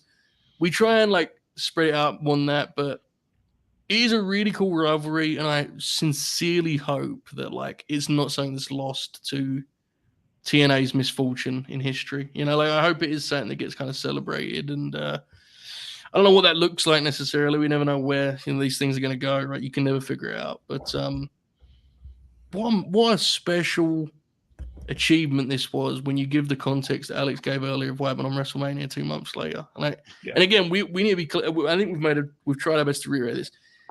That isn't a reflection on the talent in the other company. That's a reflection of how like archaic things were. What the presentation of women's wrestling on the biggest show of the year was at that time. Yeah, and so it's definitely it's a rivalry that I think you can never talk about too much. I think it's something that should be celebrated. So I'm glad we did it here. Joe, we had a question about because I just wanted to get Oracle's thoughts on it about a David versus Goliath women's match that ever reached this level again. I think I'd go Alexa and Doudrop, right, on Raw. Oh my god, there it is. I was gonna go complete uber nerd and proffer Megumi Kudo and Combat Toyota. The deathmatch gimmick. Alexa, Megumi Kudo. And then the way the WWE presented the Bull Nakano Alundra Blaze matches was very much that was cool. Yeah, but like Megumi was smaller than Combat Toyota, but from just like a pure visual perspective, Oracle called it out. Gail's like half the size of Kong is. Yeah. Yeah, it's an incredible visual, absolutely. It's like obviously this show's about Gal, but I'm glad Kong is, dude. This version of Awesome Kong, good actress too. Dude, she's so good on Glow. Yeah, she is. Yeah, that rules. Okay, let's proceed to a very different type of match, but a fun piece of history nonetheless. The July 10th episode of TNA Impact. As Gal is alongside ODB and AJ Styles, the aforementioned AJ Styles, opposite the all-star trio of Kurt Angle and the Beautiful People. Oracle, go for it. Go on, take it away. Can we talk about these pre-match? Yes, we can. Oh, credit to whoever the account is that uploaded it in great quality, and in addition with 2 different backstage pre-tapes. Oracle, how would you describe the drama that takes place in these 2 scenes? It's quite the deal. First of all, how do I say this? Kurt doesn't look well here. No, he doesn't. Bless him. No. And the part he's like yelling at the Beautiful People to get ready for their match. He's mad at them. Yes. And like, because their whole gimmicks is like basically like supermodel, like Paris Hilton, rich girl, like hot girl stuff. And the clip where he goes into the locker room and Angelina's in the tanning bed, and he yells, and I'm quoting, "Screw your boobs." Yes, he does. We gotta go to the ring, and like Matt, like, was one of the funniest clips I've ever seen, and like, I don't know, this was incredible television, and it pops me because around this time, TNA was doing all sorts of like crazy like backstage clips that were just like insane. And this fits perfectly because they were doing the AJ Karen Angle thing. They sure were. And do you remember that? I remember tuning in one time, and like AJ had taken Karen to Gatorland. Do you remember this? Dude, they did so much shit with Angle.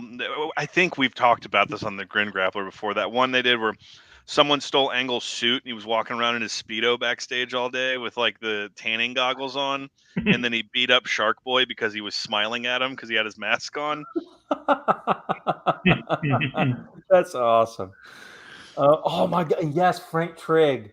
Let me tell you what. I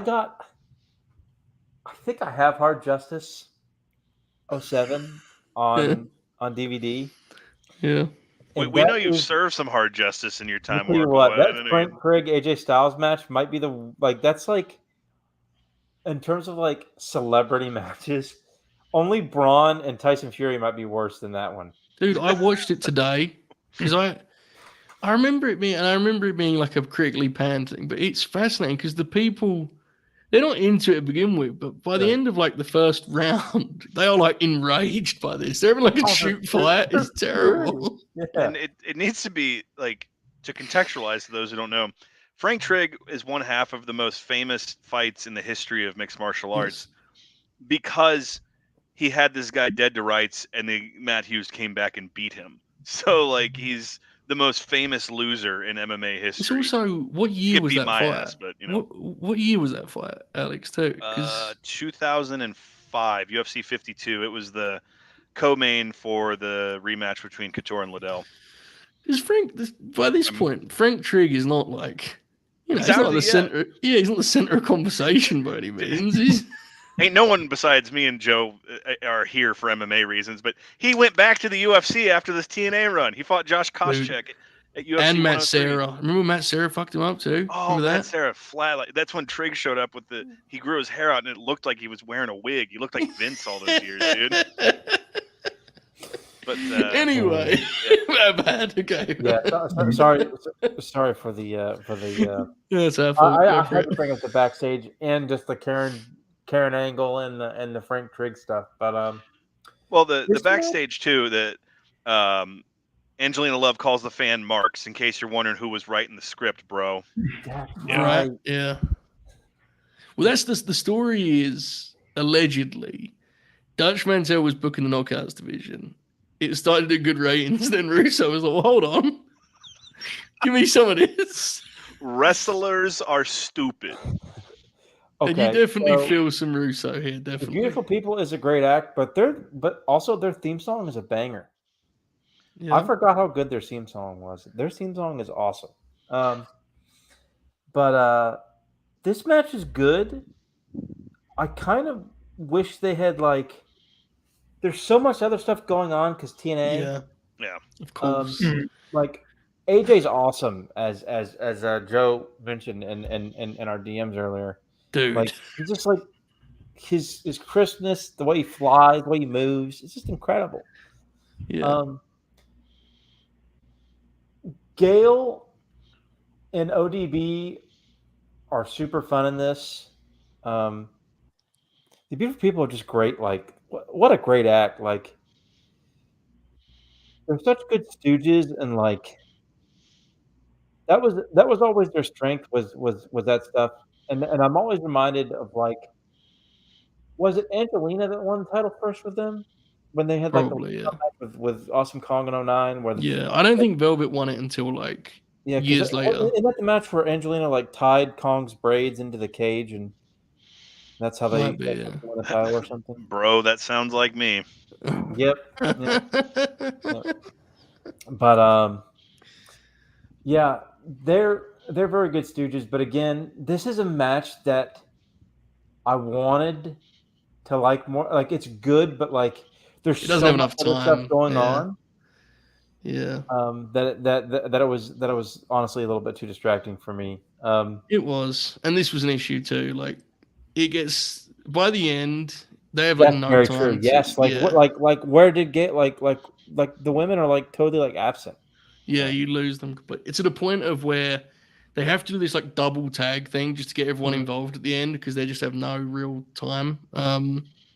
Yeah, it's a shame. It's more of a novelty, right? It is. Yes. But see, now again, it's like, why does TNA have the rep they have? Because unfortunately, 2008 AJ Styles is doing a feud about Karen Angle, Karen Jarrett. Like, that's, they couldn't help themselves in some ways. Watching him work here, I was just like, oh my God, dude. Like, he should be. Such a. And I know he was featured, but they had him do so much shtick, like he could have just, whatever. Anyway, Bobby, what did you make of the big mixed tag here on Impact? It was a fun match. Nice little TV main event. I really liked the backstage segments that Gargle was talking about. Was a little concerned when I saw that Earl Hebner was reffing. Figured we'd be in for a ref bump or him just inserting himself in it, but he didn't. That was good to see. Yeah, didn't really know about the whole Frank Trigg thing, so threw me for a loop when he showed up. And yeah, I thought it was a really nice little fun match, and I liked the post-match little beatdown. It was good, man. I was entertained. I will say I'm a big proponent of this as a TV play. The All-Star mixed tag is awesome. It's a great thing that we should see it more often. Makes for a really cool dynamic. It pops the audience, even if you don't do a lot. It pops them. Look at this way we're talking about this here. Like it's very, very fun. Alex, I believe this was you found this one, right? This was your pursuit. I knew Gail had done a fair amount of just on paper wild mixed tag matches. Yeah. That's how the Bryan one came up. She and Petey Williams wrestled Jacqueline and Bobby Roode 2 pay-per-views in a row, one of which was a double bull rope match. And they're not good though. So I was trying to find something, and then just on paper, like you can't say this match out loud without laughing. It's just so preposterous. So I'm going to run down the match real quick because I want to come back to the beautiful people, because there ain't going to be a Velvet Sky Grin Grappler, so we got to get it in while we can here. This is full on TN Angle. He's so goddamned intense, but like you can tell behind those eyes there's a war going on in that brain, man. Like it's just unlike any wrestler that's ever been. At one point in the match, Don West explains what professional wrestling is, because Gail Kim, she's going back and she's backing up slowly to the corner because AJ's like, tag me, and she like pauses and looks at the crowd and then tags him in, and Don West goes, Gail Kim, pausing for dramatic effect, just like explaining what professional wrestling is. Hey guys, I don't know if you know this, but this shit's fake. That's basically what he should have said right there. What else do we have in this? Yeah, Frank Trigg. Okay, so you guys already talked about it, and I actually love the close of this, because with these especially in like a 6-person format, but the mixed tags where the 2 genders don't interact is kind of difficult to ever pull off the idea of the hot tag.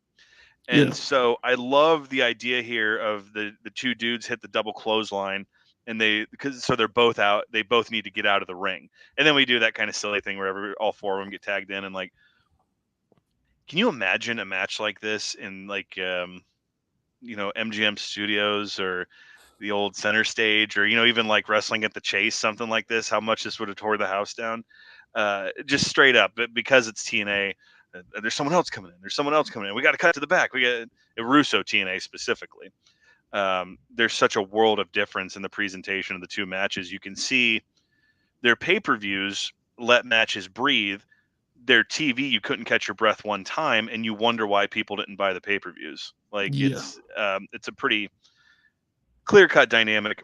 I think this match is a lot of fun. I agree with everything has been said so far. It's a bit too chaotic, but it's in total with the backstage segments, the YouTube video is like 15 minutes, and just for the novelty of it all, I definitely recommend checking it out. And for our purposes, what I like about it most is Gail gets the win.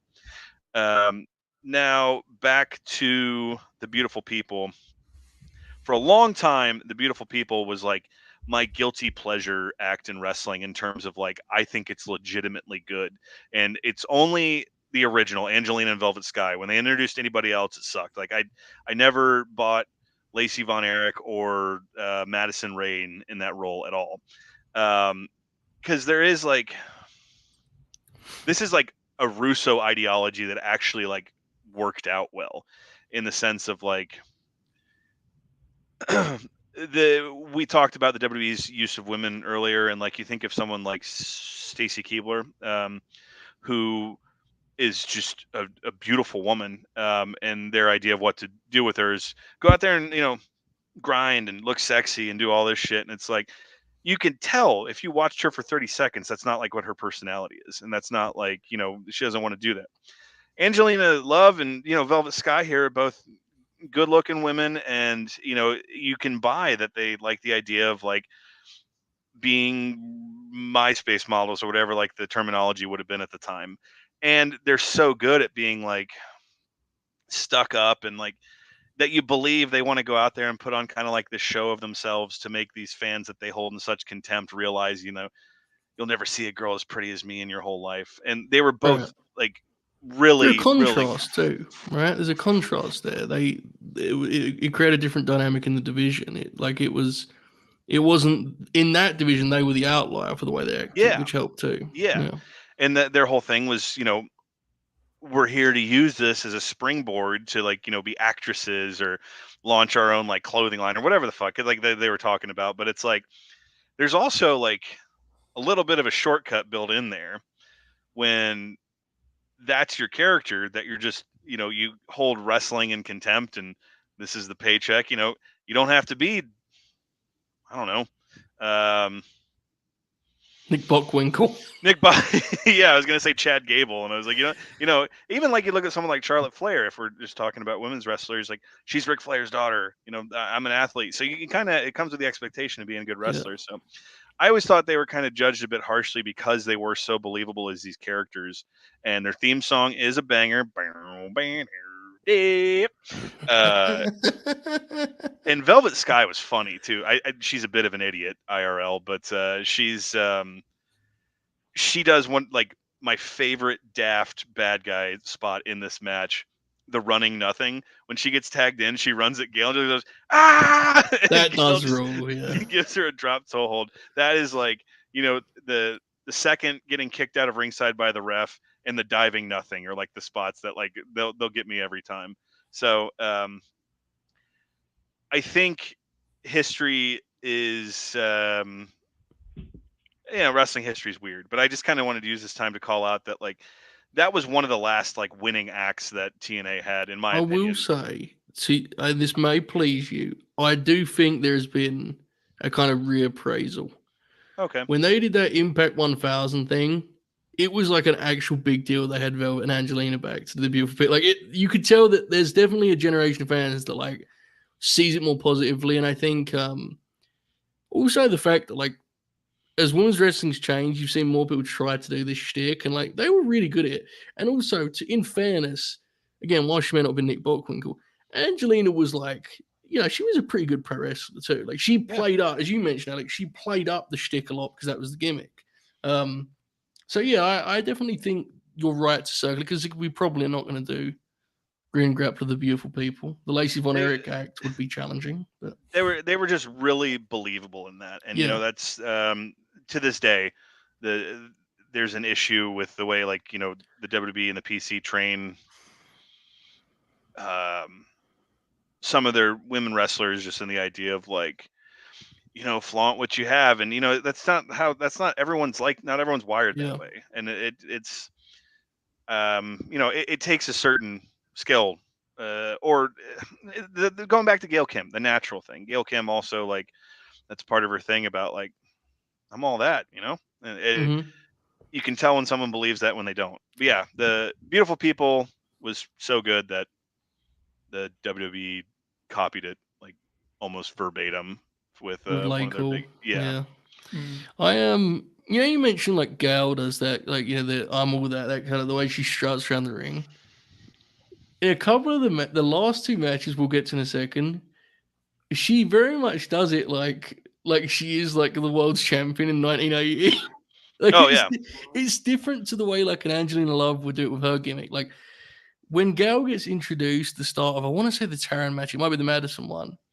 She does like a pose like she's the PWI 100, number one seed, the PWI 500. Like she just kind of throws like, yeah, like I'm the best pro wrestler here, and you believe it, right? I think at one point she mouthed to Carol like best in the world. It's like, look, I don't know who the best in the world was in 2013, but she fucking carries herself like she believes it. That's for sure. So, yeah, it's interesting. Those kind of, in fear of getting very cliche, the things in between the moves are very important. Oracle, have you heard about telling stories, Oracle? Very Telling stories. That's what they do up there, brother. But Stories, brother.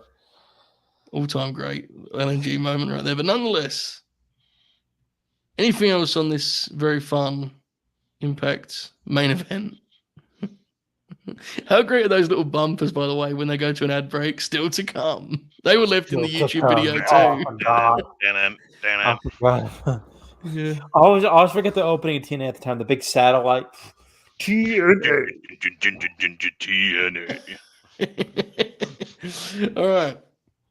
Any other matches from the TNA run that we should say? I think before we go any further, we should just say anything with Kong is probably worth watching from this run. I know they did some stuff later where Kong was like physically, depleted some, but in this run, like I think all that stuff is really good, isn't it? December 07 in the match real good. I'm not sure. December 07. Gail and Kong match. Didn't it end in like a DQ, but it's really good? That sounds right. I don't doubt they had. I think you're right, Oracle. Yeah. To set this one up, you mean, right? Yeah. Yeah. I think you're right. Yeah. There's a couple. They went back to the Kong thing a lot. They did. So there's a lot there. Are both the next two matches are post 2012, right? Yes. Okay. Yeah. So Gail, Joe set this up nicely, explaining she broke in with Tracy Brooks. They have a match at a rather kind of famous / hidden show in the summer of 06 that TNA ran an event at the ECW arena with the 6-sided ring, but like did a really good job of marketing it because like Hat Guy, Vladimir, Charlie, like all the ECW regulars came out to the show, and the crowd there is just like fucking rabid. Jarrett, like there's one point where you think they're going to hop the rail on him, but it was main evented by they took the triple threat to the ECW arena, Joe, Brian, and Daniels.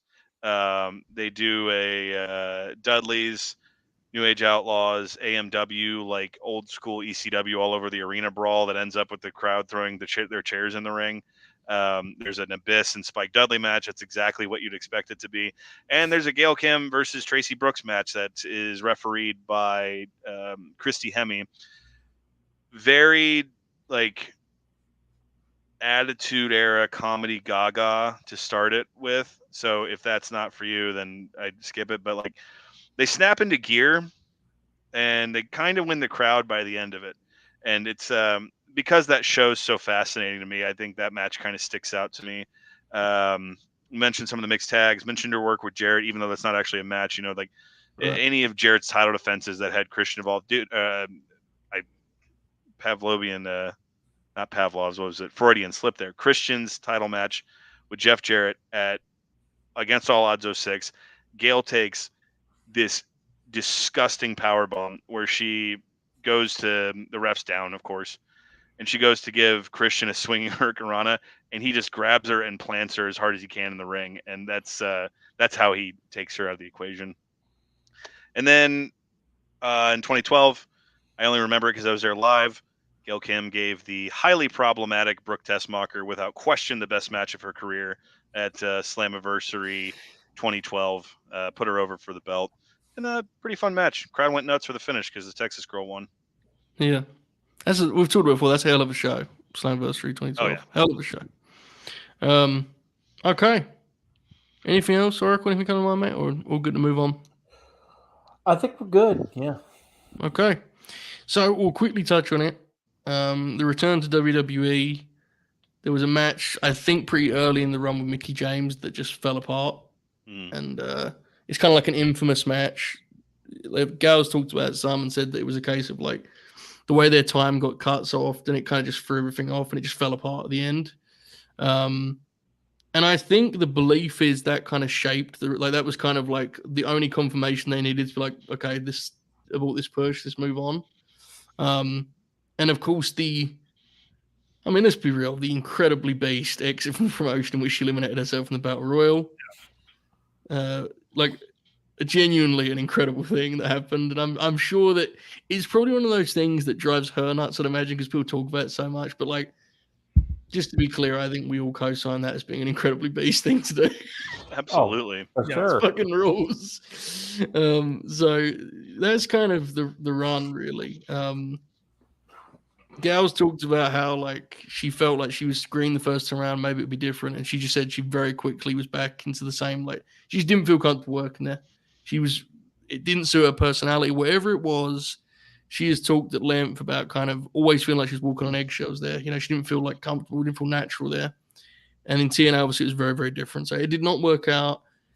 I think it's best to leave it there because, like, I always think it's a bum when people's legacies are defined by like the lesser runs of their career, right? She did all this other stuff elsewhere. Well, that's what we're covering here. So with that in mind, Act 3 returning to TNA. I believe she returned in late 2011 and was in a tag with Madison, I think, where they were like repping Karen, I want to say. I think is what they did.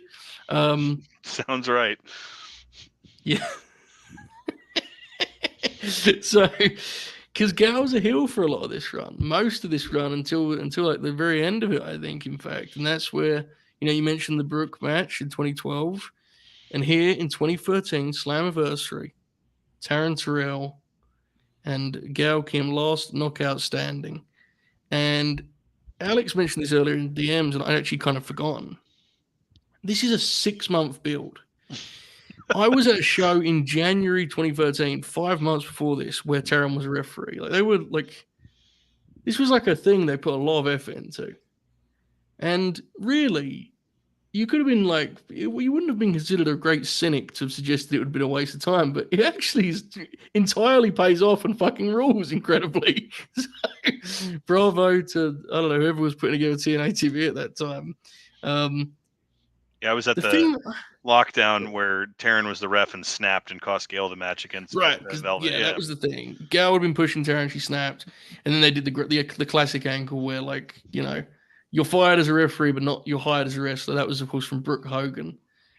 This is TNA. So the one thing I want to mention before we move on here, I remembered the big spot in this match. I had no memory of a piece of this match's build being that, like, Gail was doing the figure 4 on the ring post. Oh, and it was at that point in this process that my fandom leveled up. I was like, oh my God, that's what we were doing here. So that's like a piece of this whole deal. But it's a famous match. And that if you've never seen it, you may be listening to us talk right now and think you're getting ribbed. It's a famous match that deserves the hype. Bobby, you hadn't seen this, you said earlier, right? No, I had you not. ever heard about this? Oh. No, and I was looking up, looking up the shows to kind of get, where I need to look up these matches and all that. And it's like, last knockout standing match, 10 minutes or whatever. And it's like, well, how's that going to work? And turns out what they did is they just eliminate all the kind of slow periods of a last man standing match with all the counting and stuff. And they just don't do a bunch of the counting. They just go to it a couple times and spend the other time just wrestling. And it rules, man. Like, obviously the ending where Taryn just takes her off the stage with the RKO bulldog looking thing is incredible, but like there's some really good stuff in here.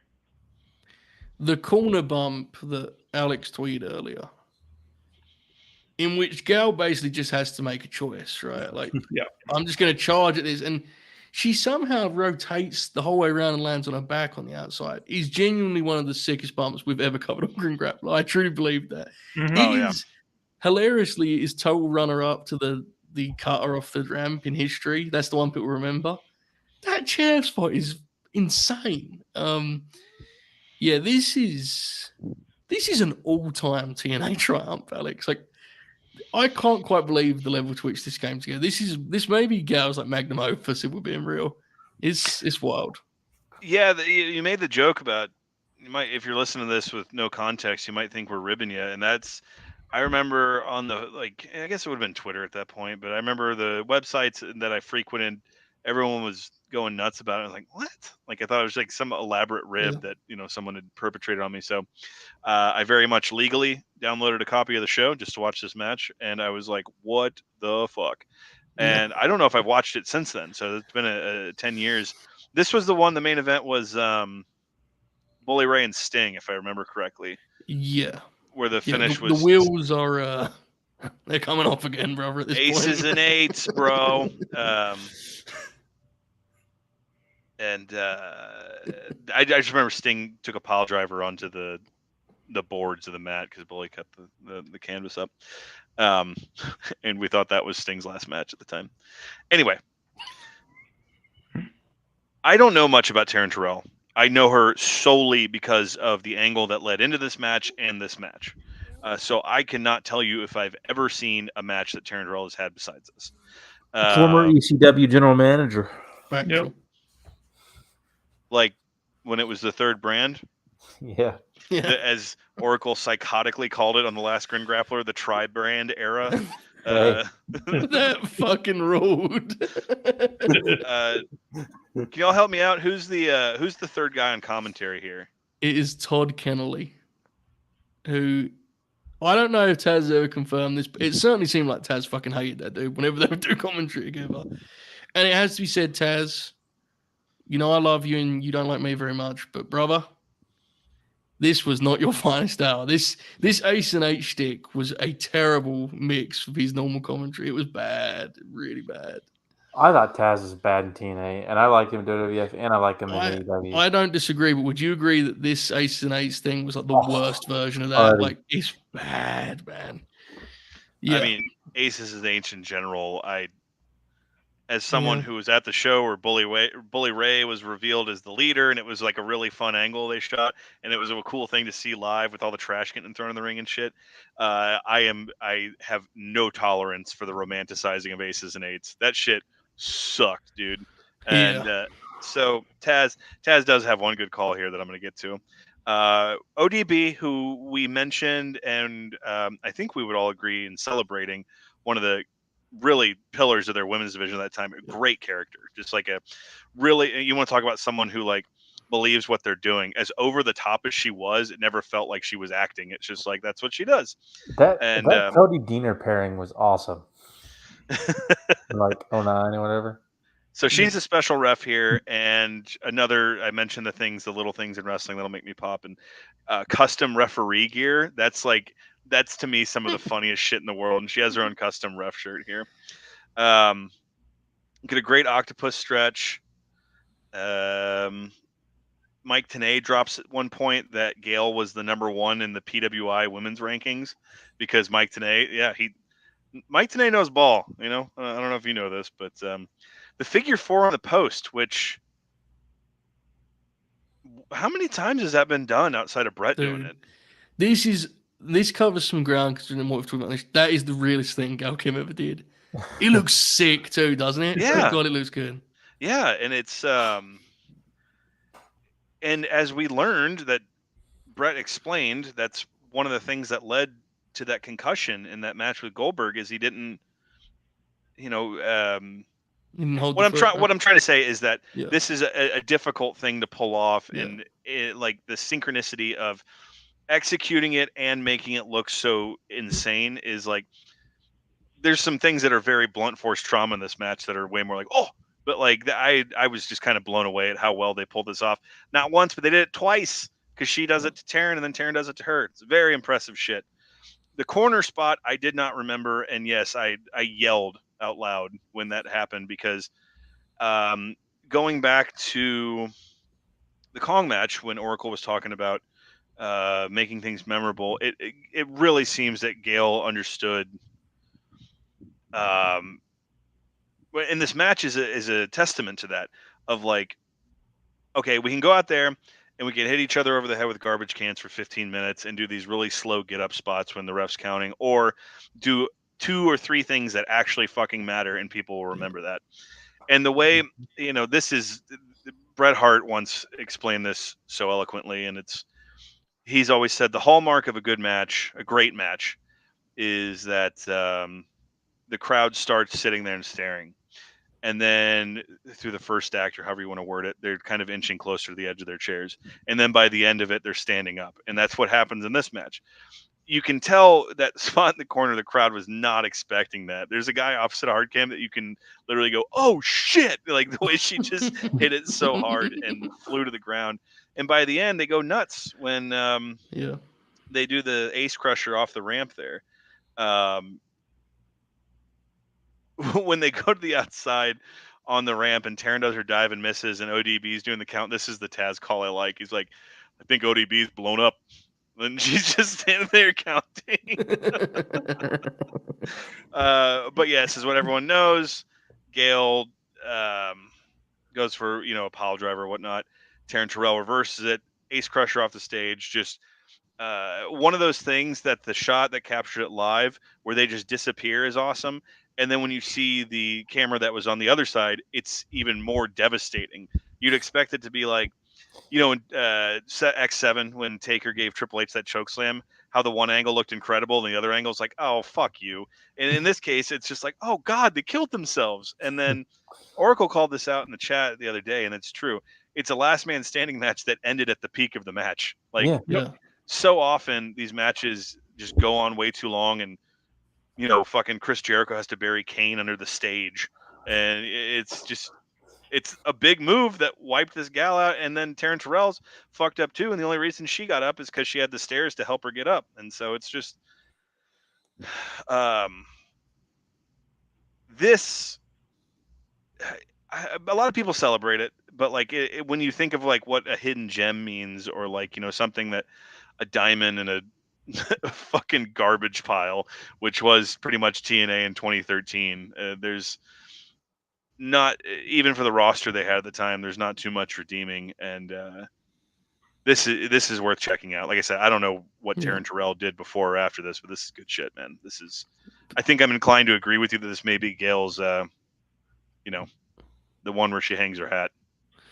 Yeah, and this, what you just described is like the beauty of professional wrestling, right? The idea that a promotion can be like completely against the ropes. There can be bad stuff up and down a card, but somewhere in there, someone may make some magic and like shock people. That's the beauty of pro wrestling. That's why we need as many of these shows going as we can have, because it's great when that stuff emerges. I would like to note, before I throw it to the great oracle of wrestling, that it appears that within like weeks of this match, they had a rematch that was also very good.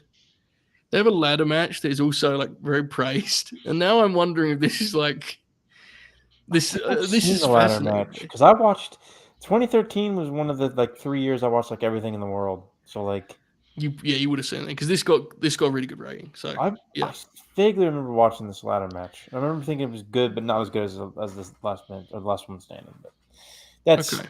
I mean, that's like a very vague memory. I would have to. Yeah, that seems to be the consensus, to be fair. But nonetheless, Oracle, what did you make of the last knockout standing? I don't have much to add, but I just want to reiterate that like Gail is one of the smarter wrestlers. I think.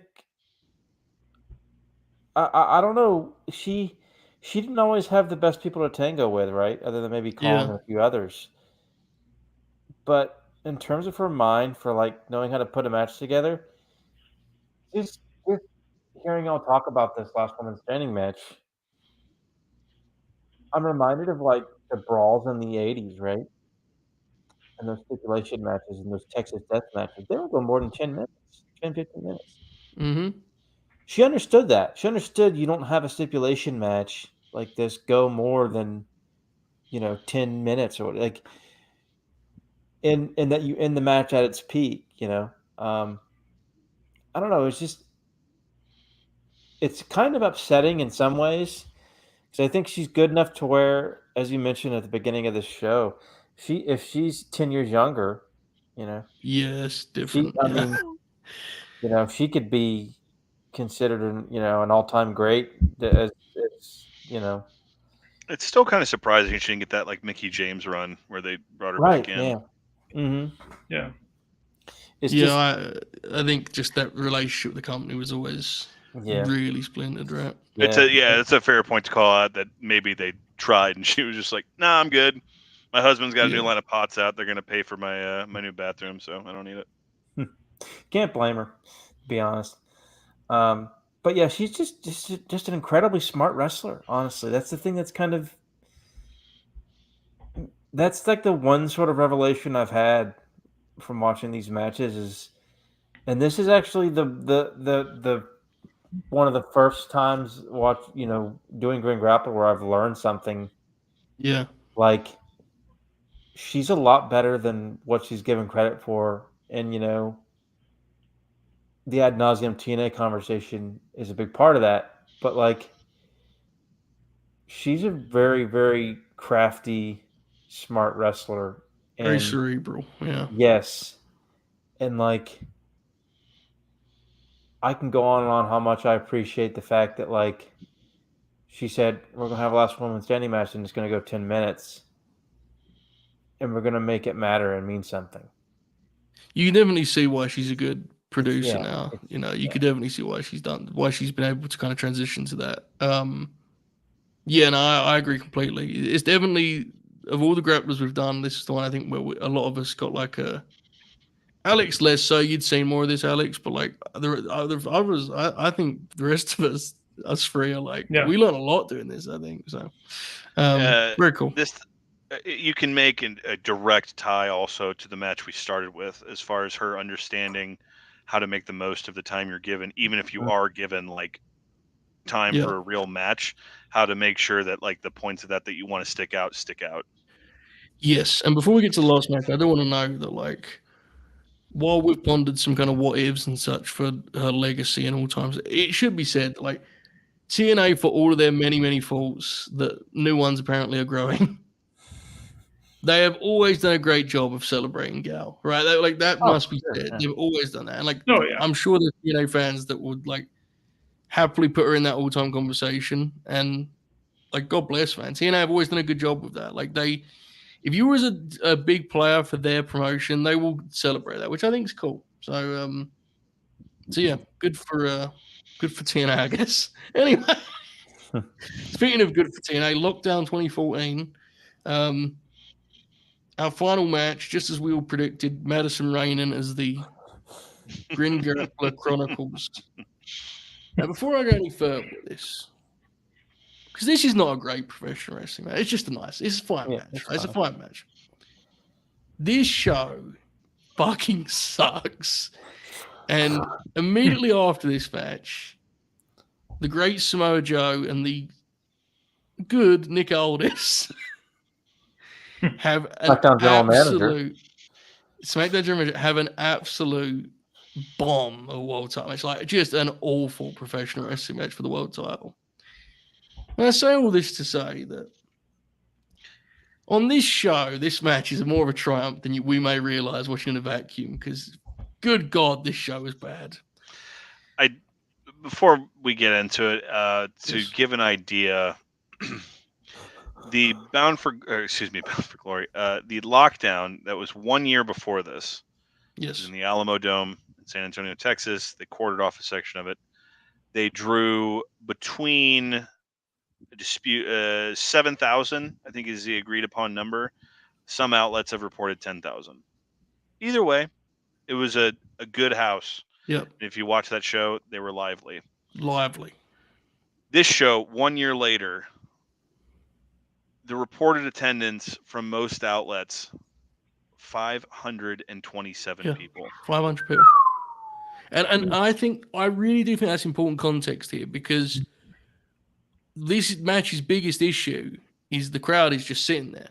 And the reason I said that to begin with was the crowd sits there for the entire show. They don't make sound for anything throughout the show.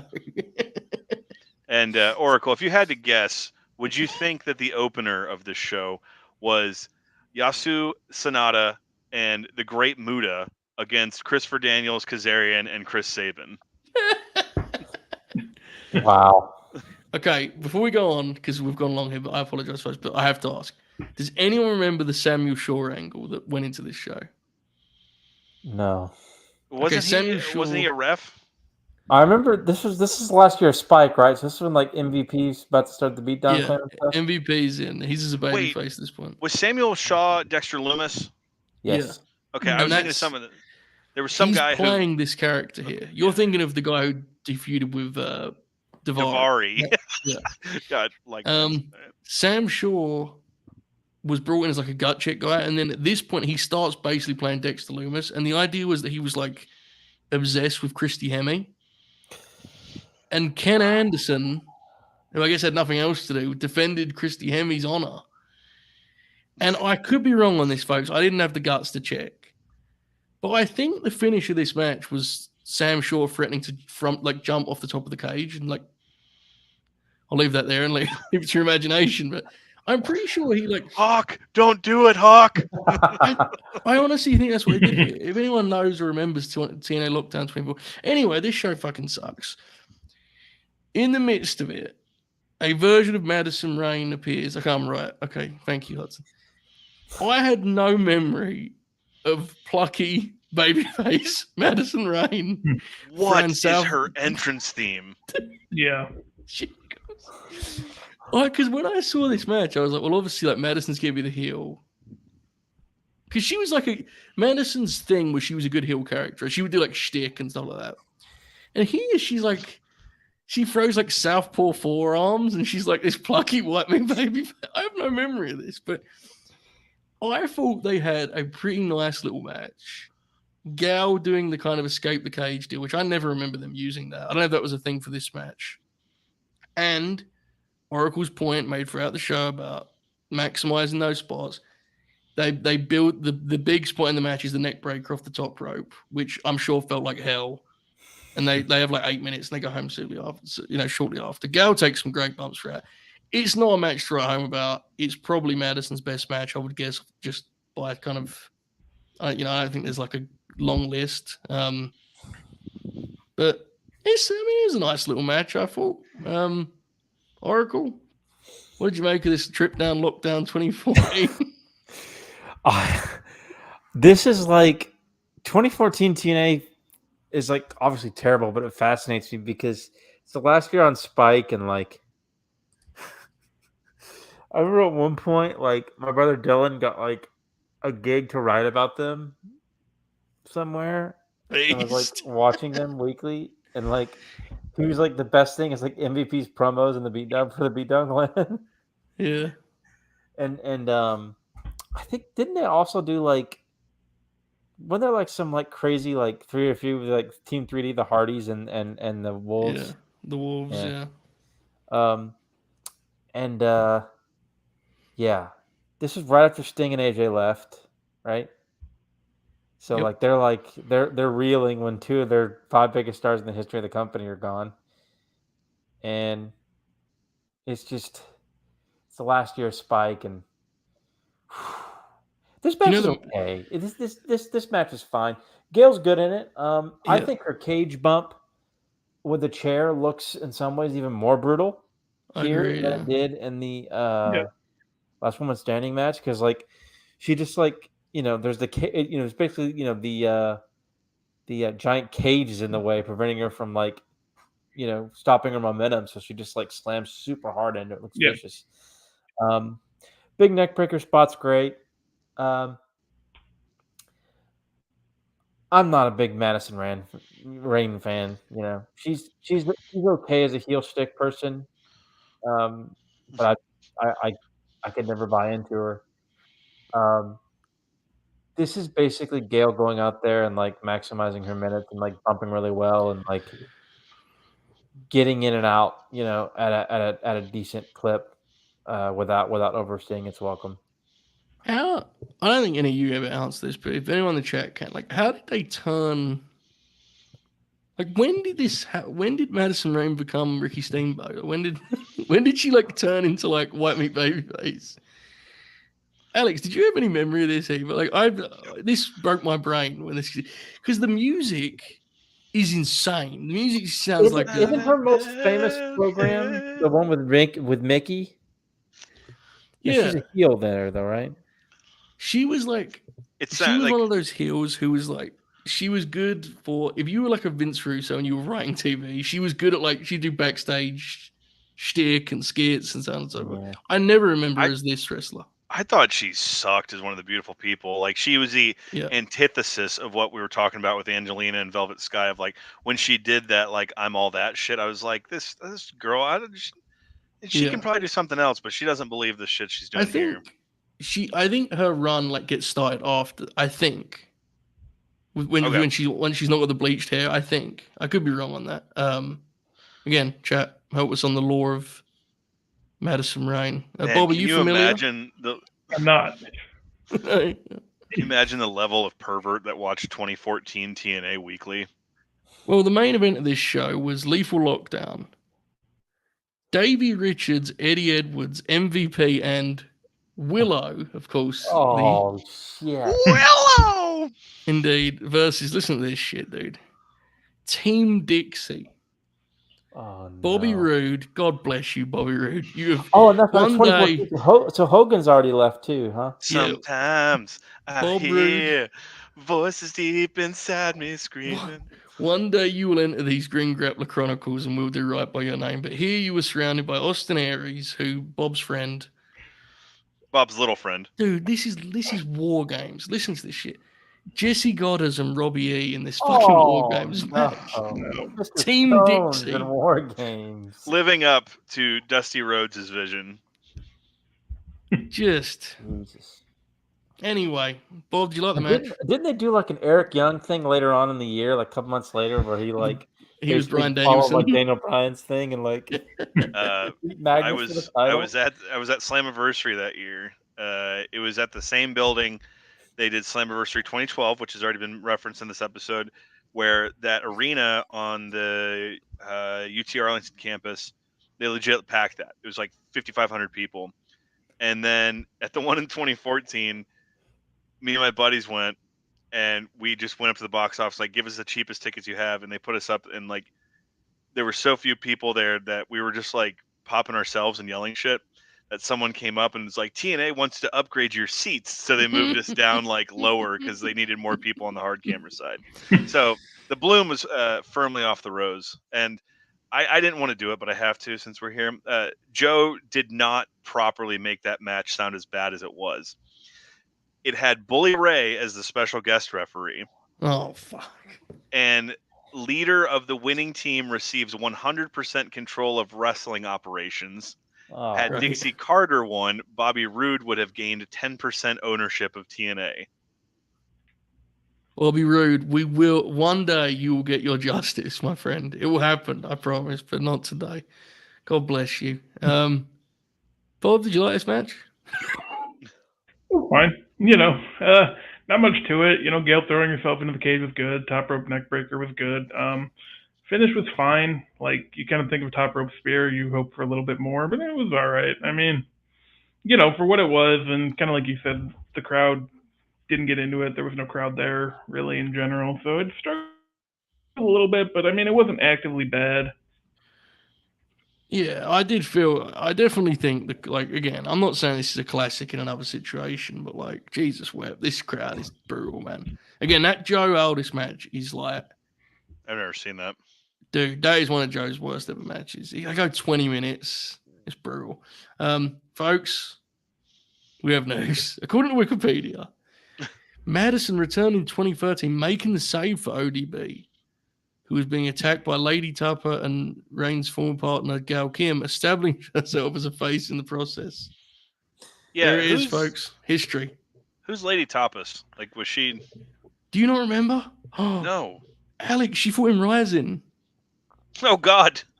She fought in Rising, bro. She fought Gabby Garcia. Jesus Christ. She got stopped in 2 minutes by backfist. That's a pretty, with those Rising stipulations, that's a pretty long time to last against Gabby Garcia.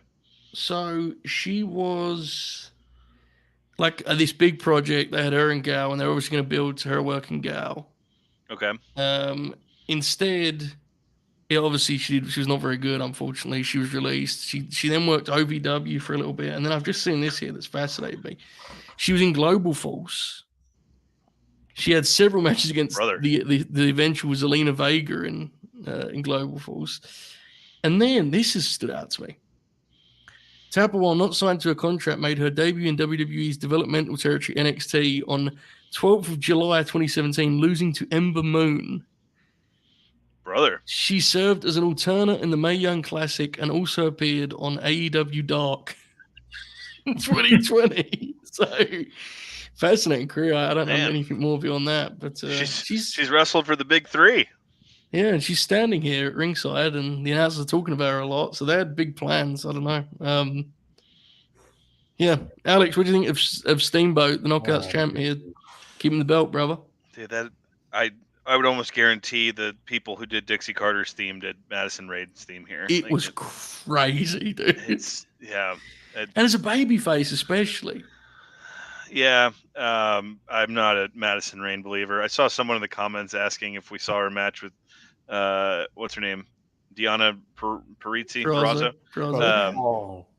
That was very unfortunate. I sent it to the chat. There's a spot in that's fantastic, but I thought it was playing at half speed.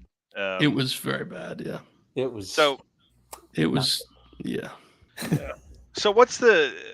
I can get through my thoughts quickly on this, so I'm going to come back to what's the thought like. What do they think Madison Rain brings? And I say this like we do anytime we're critical of a wrestler, of like, she could be a lovely person and, really smart and gifted, but just what I've seen of her as a wrestler is, I'm curious what like Tony Khan thinks bringing someone like that into his company is going to add to it when he already has like Tony Storm and he's got Athena, for crying out loud.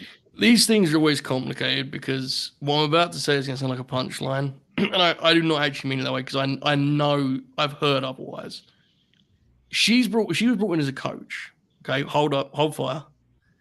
And she was not supposed to wrestle, and then they just she's wrestled a bunch of times.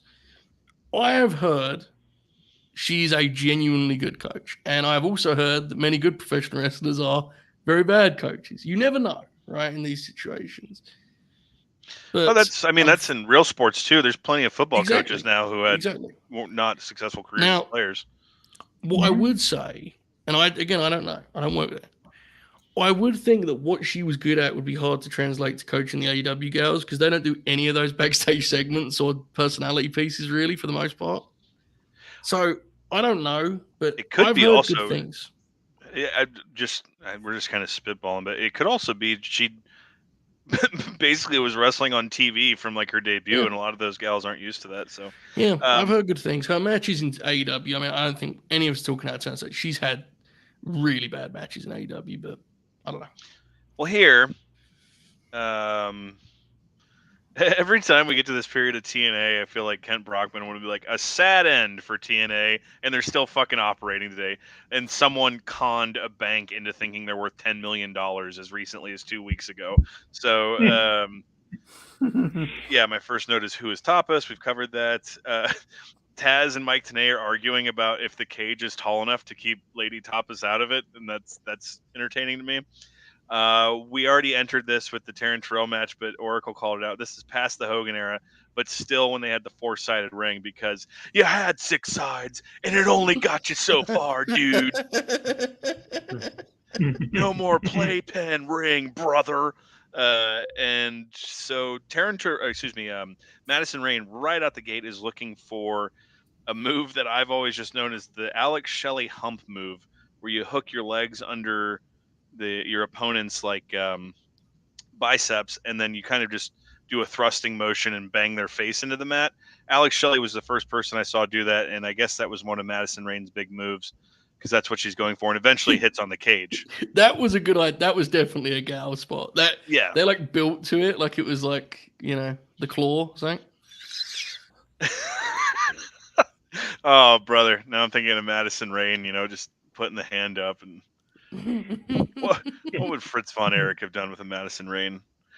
Probably drove her to an early grave. But anyway, we have a really good moment here with Gail Kim. We mentioned this earlier of her ability to read, and like the crowd is just deathly quiet in this. But even then, when she does the spot where she just kind of gets up and does like her pose, it draws boos from the crowd because it's like, fuck you, because the air of conceitedness and undeserved confidence that she has is so genuine in reflection that the crowd's just like, because that still works even with my old jaded ass.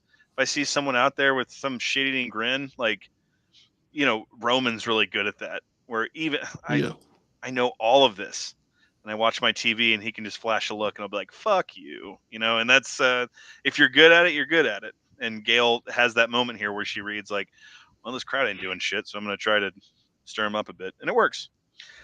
She does that same corner dive, but it's the cages there, so she just kind of like splats into the side of it, and I imagine that didn't feel too good. Oracle, Bob, did you notice or did you catch the Nick Saban name drop from Taz in this match? Oh, yeah. I did.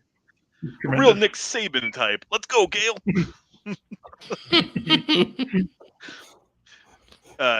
Joe, if you had to guess who Nick Saban was, what would you guess? He's a football coach, mate. He coaches it's a college team or something. I can't. Shit. I thought I was trying to set you up to be like, you bleeding British, you don't know, but good work, my friend. We commented on the neck breaker, and then the closing. It's a good spear where Madison basically just lawn darts at Gail off the top rope and spears her. And then my final note is, what the fuck is this music? So it's in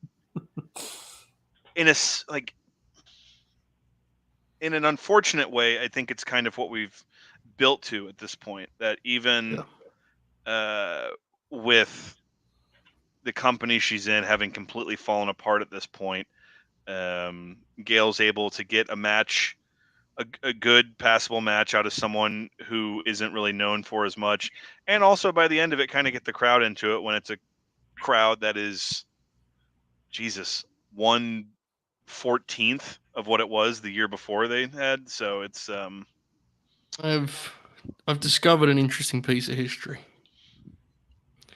This match, now you may have seen this appear on my social media feed at Joe Holbert. This match is 1 week after their match at Sumo Hall.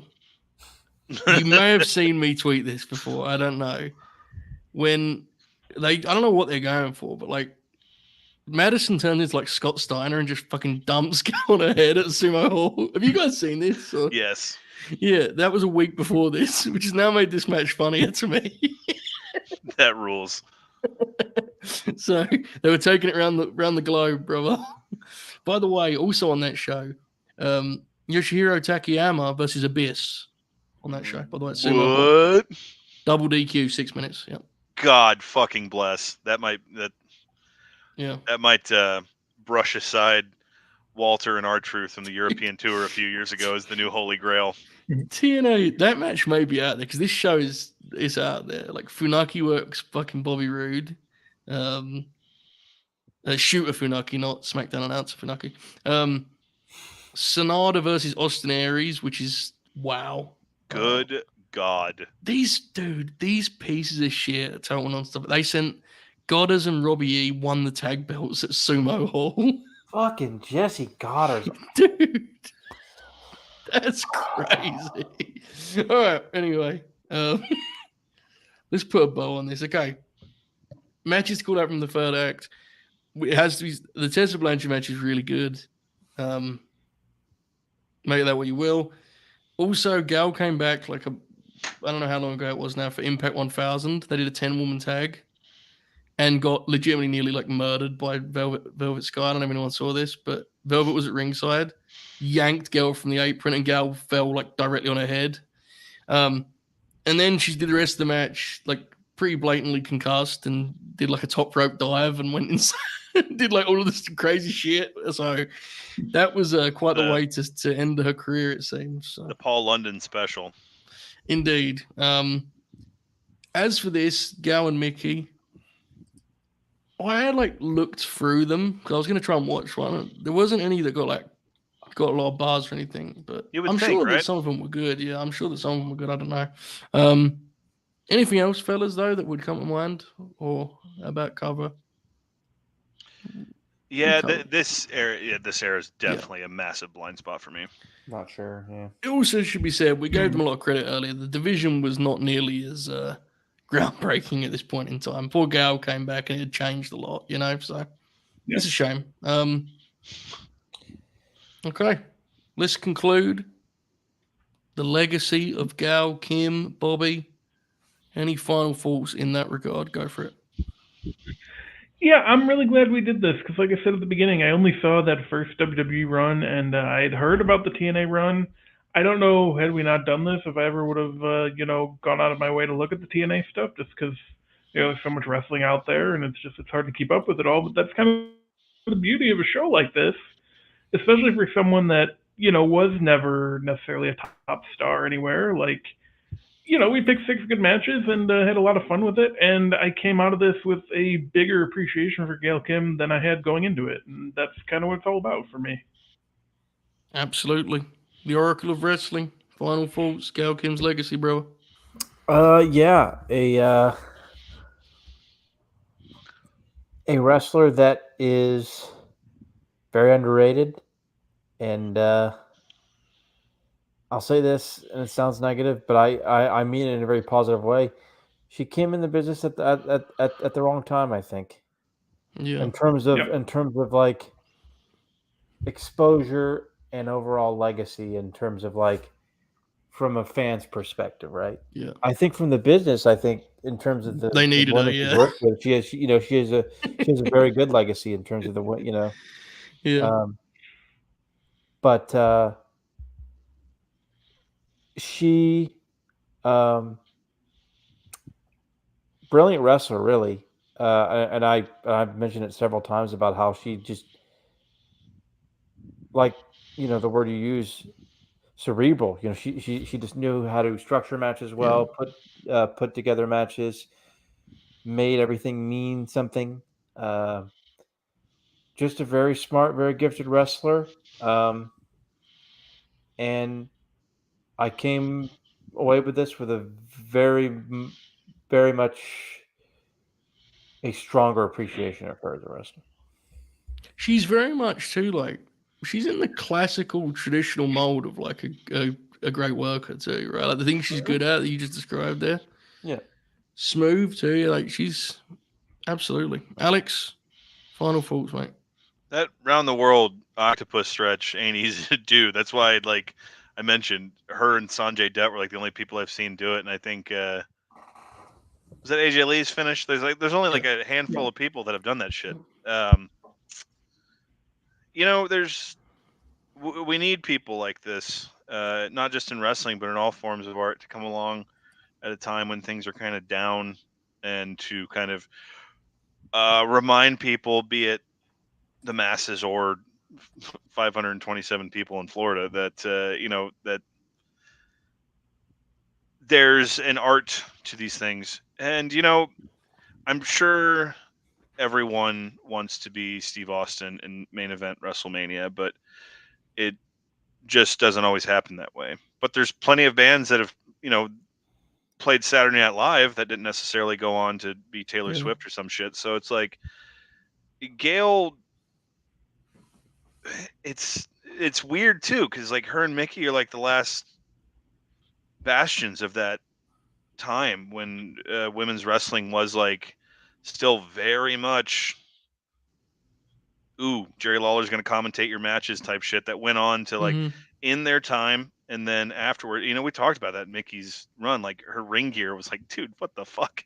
And it's Gail and the commentary that in some of the matches we've watched with her, but maintaining a consistency in her work, and then going on to do the things she did in TNA that were the reason TNA, and rightly they do, is I think that's what TNA is today, clings on to the idea of women's wrestling, is because that's their most like positive contribution. I agree. That they didn't. I mean, we're talking about a company that had AJ Styles and managed to fuck that up numerous times over and over again.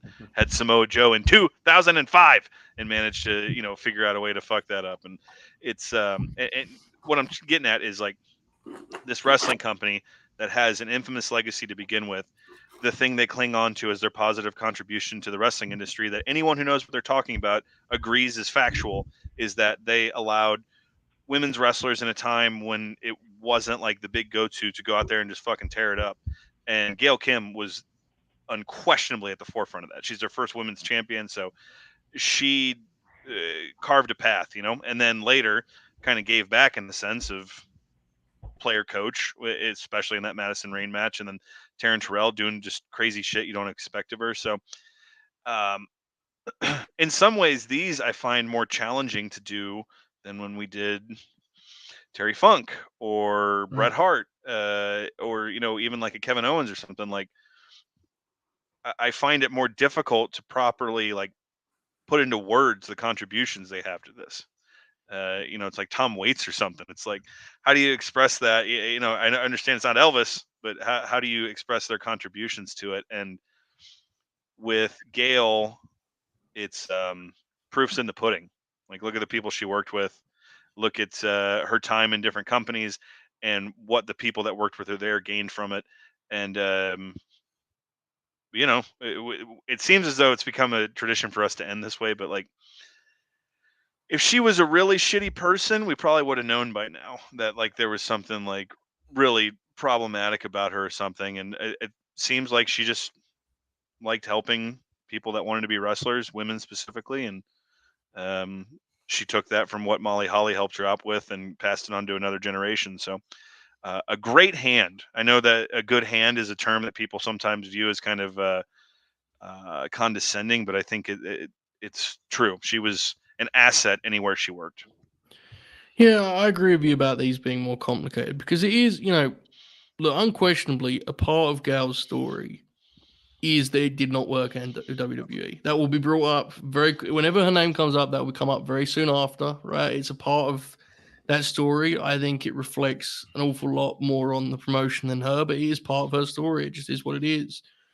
But I do think it's important, you know, while we've kind of focused on certainly ahead of her time and how things could have gone differently, so on and so forth. It's like it is still very important to celebrate the fact that she was a women's wrestler that in an era where that was not necessarily saying that you were given great assistance, she was on national TV as a pro wrestler for over a decade consistently. You know, it's like considering the amount of factors going against her, that says a lot about how good she was. So I think of all the episodes we've done, this is the one that I've like my appreciation for wrestler is most grown, I think. Gail Kim was someone where, like, I know TNA hardcore fans always swore by her work. I'm not saying I thought they were wrong, but you don't know with some of that stuff, right? Some of that stuff doesn't age as well. It was very apparent watching these matches that, like, no, Gail was the real deal. She was a genuinely tremendous pro wrestler. So I think it's a good way to end, actually. It's a fun question. Like, drop Prime Gail into today's landscape. What would be the most interesting match for you all? Before we field that real quick, it does Yes. also appear she only has one figure. Yeah, in like 2012, maybe? It was a TNA? TNA figure, and I think it's from the same line that the aforementioned human dumpster fire, Brooke Tessmacher, had a figure that goes for ridiculous amounts of money today. I'm gonna lead on this question by saying that current heel bully Athena versus babyface Gail Kim would be incredible. I'm gonna leave it there. Oracle. For some reason, I feel like Gail and Mercedes could be pretty damn good. Would be special. Yeah, that'd be special. That'd be great. I agree. I think they'd gel. Alex, where was you thinking, mate? Where was you going?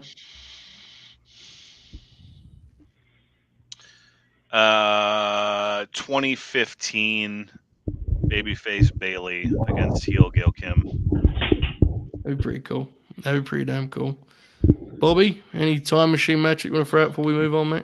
I think they did a real good match with Rhea Ripley right now. Yeah. This is a good one. Heel Gal could do could do a lot with Willow Nightingale. There's some cool time machine matchups there for sure, but instead, Gal was beast enough that she introduced that 4 wrestlers to the Grin Grappler archives that I'm not sure are going to appear again. So that is her legacy, I guess, in so many ways. All right. We've been here for a very long. Yes, Alex? I was just going to say, in that vein, if you're listening to this and didn't watch the matches we picked out and all you're familiar with is her WWE work, we cannot encourage you enough to look at her TNA and stuff outside because it's almost like a different. It's not almost. It is a different wrestler. Yeah, For sure. especially Taron and Kong, especially. Yeah. Gotta wait for those. And they're all on YouTube. Okay. They are. They're all on YouTube. March, Grin Grappler. Here's our options, fellas. We have, I think, the favorite, very much in the mold of prior Grin Grapplers. We have Mr. Perfect Kurt Hennig. We have a couple stars. We have 3 stars of the 2000s, 3 very different stars of the 2000s. We have Kenta of Confirmed Shoot fame. We have the Samoan Bulldozer, Umaga, or Umyanga, as a countryman of mine once called him. We have my personal sentimental pick, the former Ring of Honor World Champion Homicide. And we have a couple modern options that are I think are kind of quirky. We have a modern work rate guy that I'm not sure has the depth, but I think could be fun to kick around, which is Kyle O'Reilly. And we have an interesting candidate in former WWE champion Big E. So, Big E, O'Reilly, Umaga, Hennig, Kenta, Homicide. Bobby, I always go you first because otherwise you lash out. Who do you go to first there? Who's your preferred option there? It's a good one.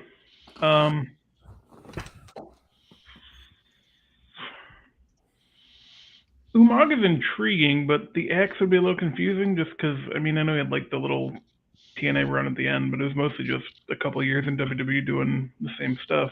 He did do All Japan. Okay. We'll do a Kawada match. Fair. Kurt Hennig, there's a lot I haven't seen. I've seen the big WWF stuff. That's about it. That'd be a good one. Hennig would be, yeah. So Hennig would be, I'm making this clear now before anyone calls the police about WCW. I'm not doing it. Hennig would be pre-WWF, WWF, the peak run, and then the babyface 93 run.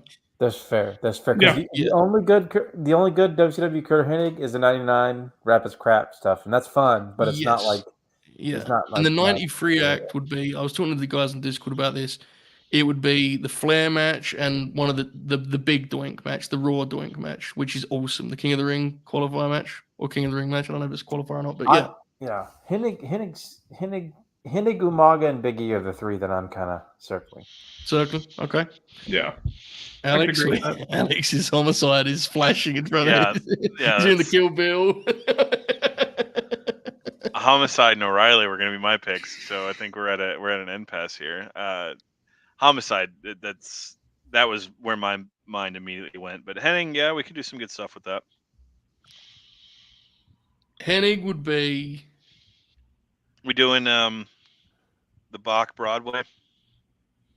Broadways are always scary. I watched that recently, so I'd be fine. But that's an all-time great match. But it is. I have other suggestions for the Hennig. We should do the Lawler match. As someone who's seen an incredible amount of Hennig, Portland, and AWA, I have some suggestions. I think we let Oracle steer the ship on Kurt Hennig here. I think because I could craft a hell of a road with Homicide, but we just had a very TNA heavy episode, and if we had Homicide, we would have to have another entire TNA act with him and Hernandez, one of the premier tag teams of the 21st century, mind you. AJ Daniels tag, I'm sure, in there. Mm-hmm. I would like to note that if we do Homicide, there would be a match. I'm going to just say this here, so it's changing my mind. Act 3 would include Homicide and Loki versus Volta and Timothy Thatcher. So I'm just saying, I'm throwing that out there. And we would have to do the barbed wire match with Steve Corino. It would have to do a Steve Corino match. But anyway, I think, we've had a pretty good fill of TNA here. The perverted shit I would recommend for O'Reilly. I think it's best if we'd have to watch the hybrid fighting rules match with Adam Cole, which That's the match that put both those guys on the map, mind That you. match but, does like, rule. Yeah. Kyle's a good worker, but I find him cringe. Like, Yeah, I get it.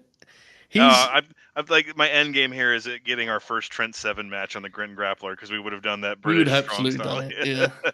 Yeah, I Riley pop me just because, like, for all of his quirks, and he does have his faults certainly, but he very much is like a modern version of guys we talk about from yesteryear, you know. So that's the only reason but we can do him down the line. Yeah, it sounded like Henning's the move. Hennig, yeah, let's do Kurt. Okay, that's gonna be fun.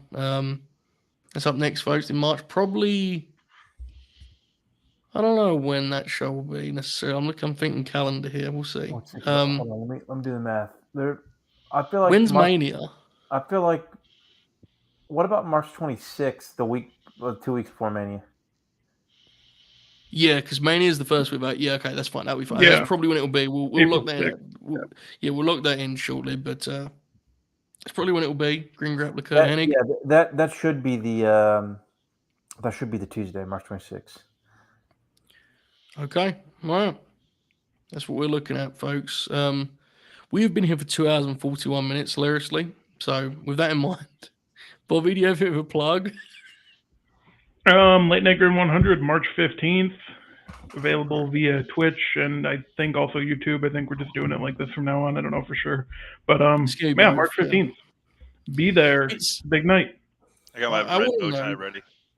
Oh, thank you. This going to be great. I want to know a couple of things. Firstly, the YouTube Twitch simulcast. I am aware it's like not the commercially correct response, and I would like to note to anyone who tells me that this is in fact the Late Night Grin. I don't know. At this point, my reason for that was I don't give a fuck, and I'd rather people just watch it on whatever they want to watch it on. You know, like it's whatever to me. LNG 100. You guys know me well enough to know that I would not hype it up unless I thought it was shit's going to be. The guys on the screen don't even know what I'm referencing when I talk about some of the things that can happen on this show. I'm talking star-studded. I'm talking big time. Major League Professional Wrestling. Not Colt Bauer. Real Graps ahead. March 15th. LNG 100. It'd be like one of those 25th anniversary Raws or whatever. It's going to be special guests and shit. Oh. They're going to be special. They're going to be special. The Oracle of Wrestling. Plugs, promotions. Any final words? I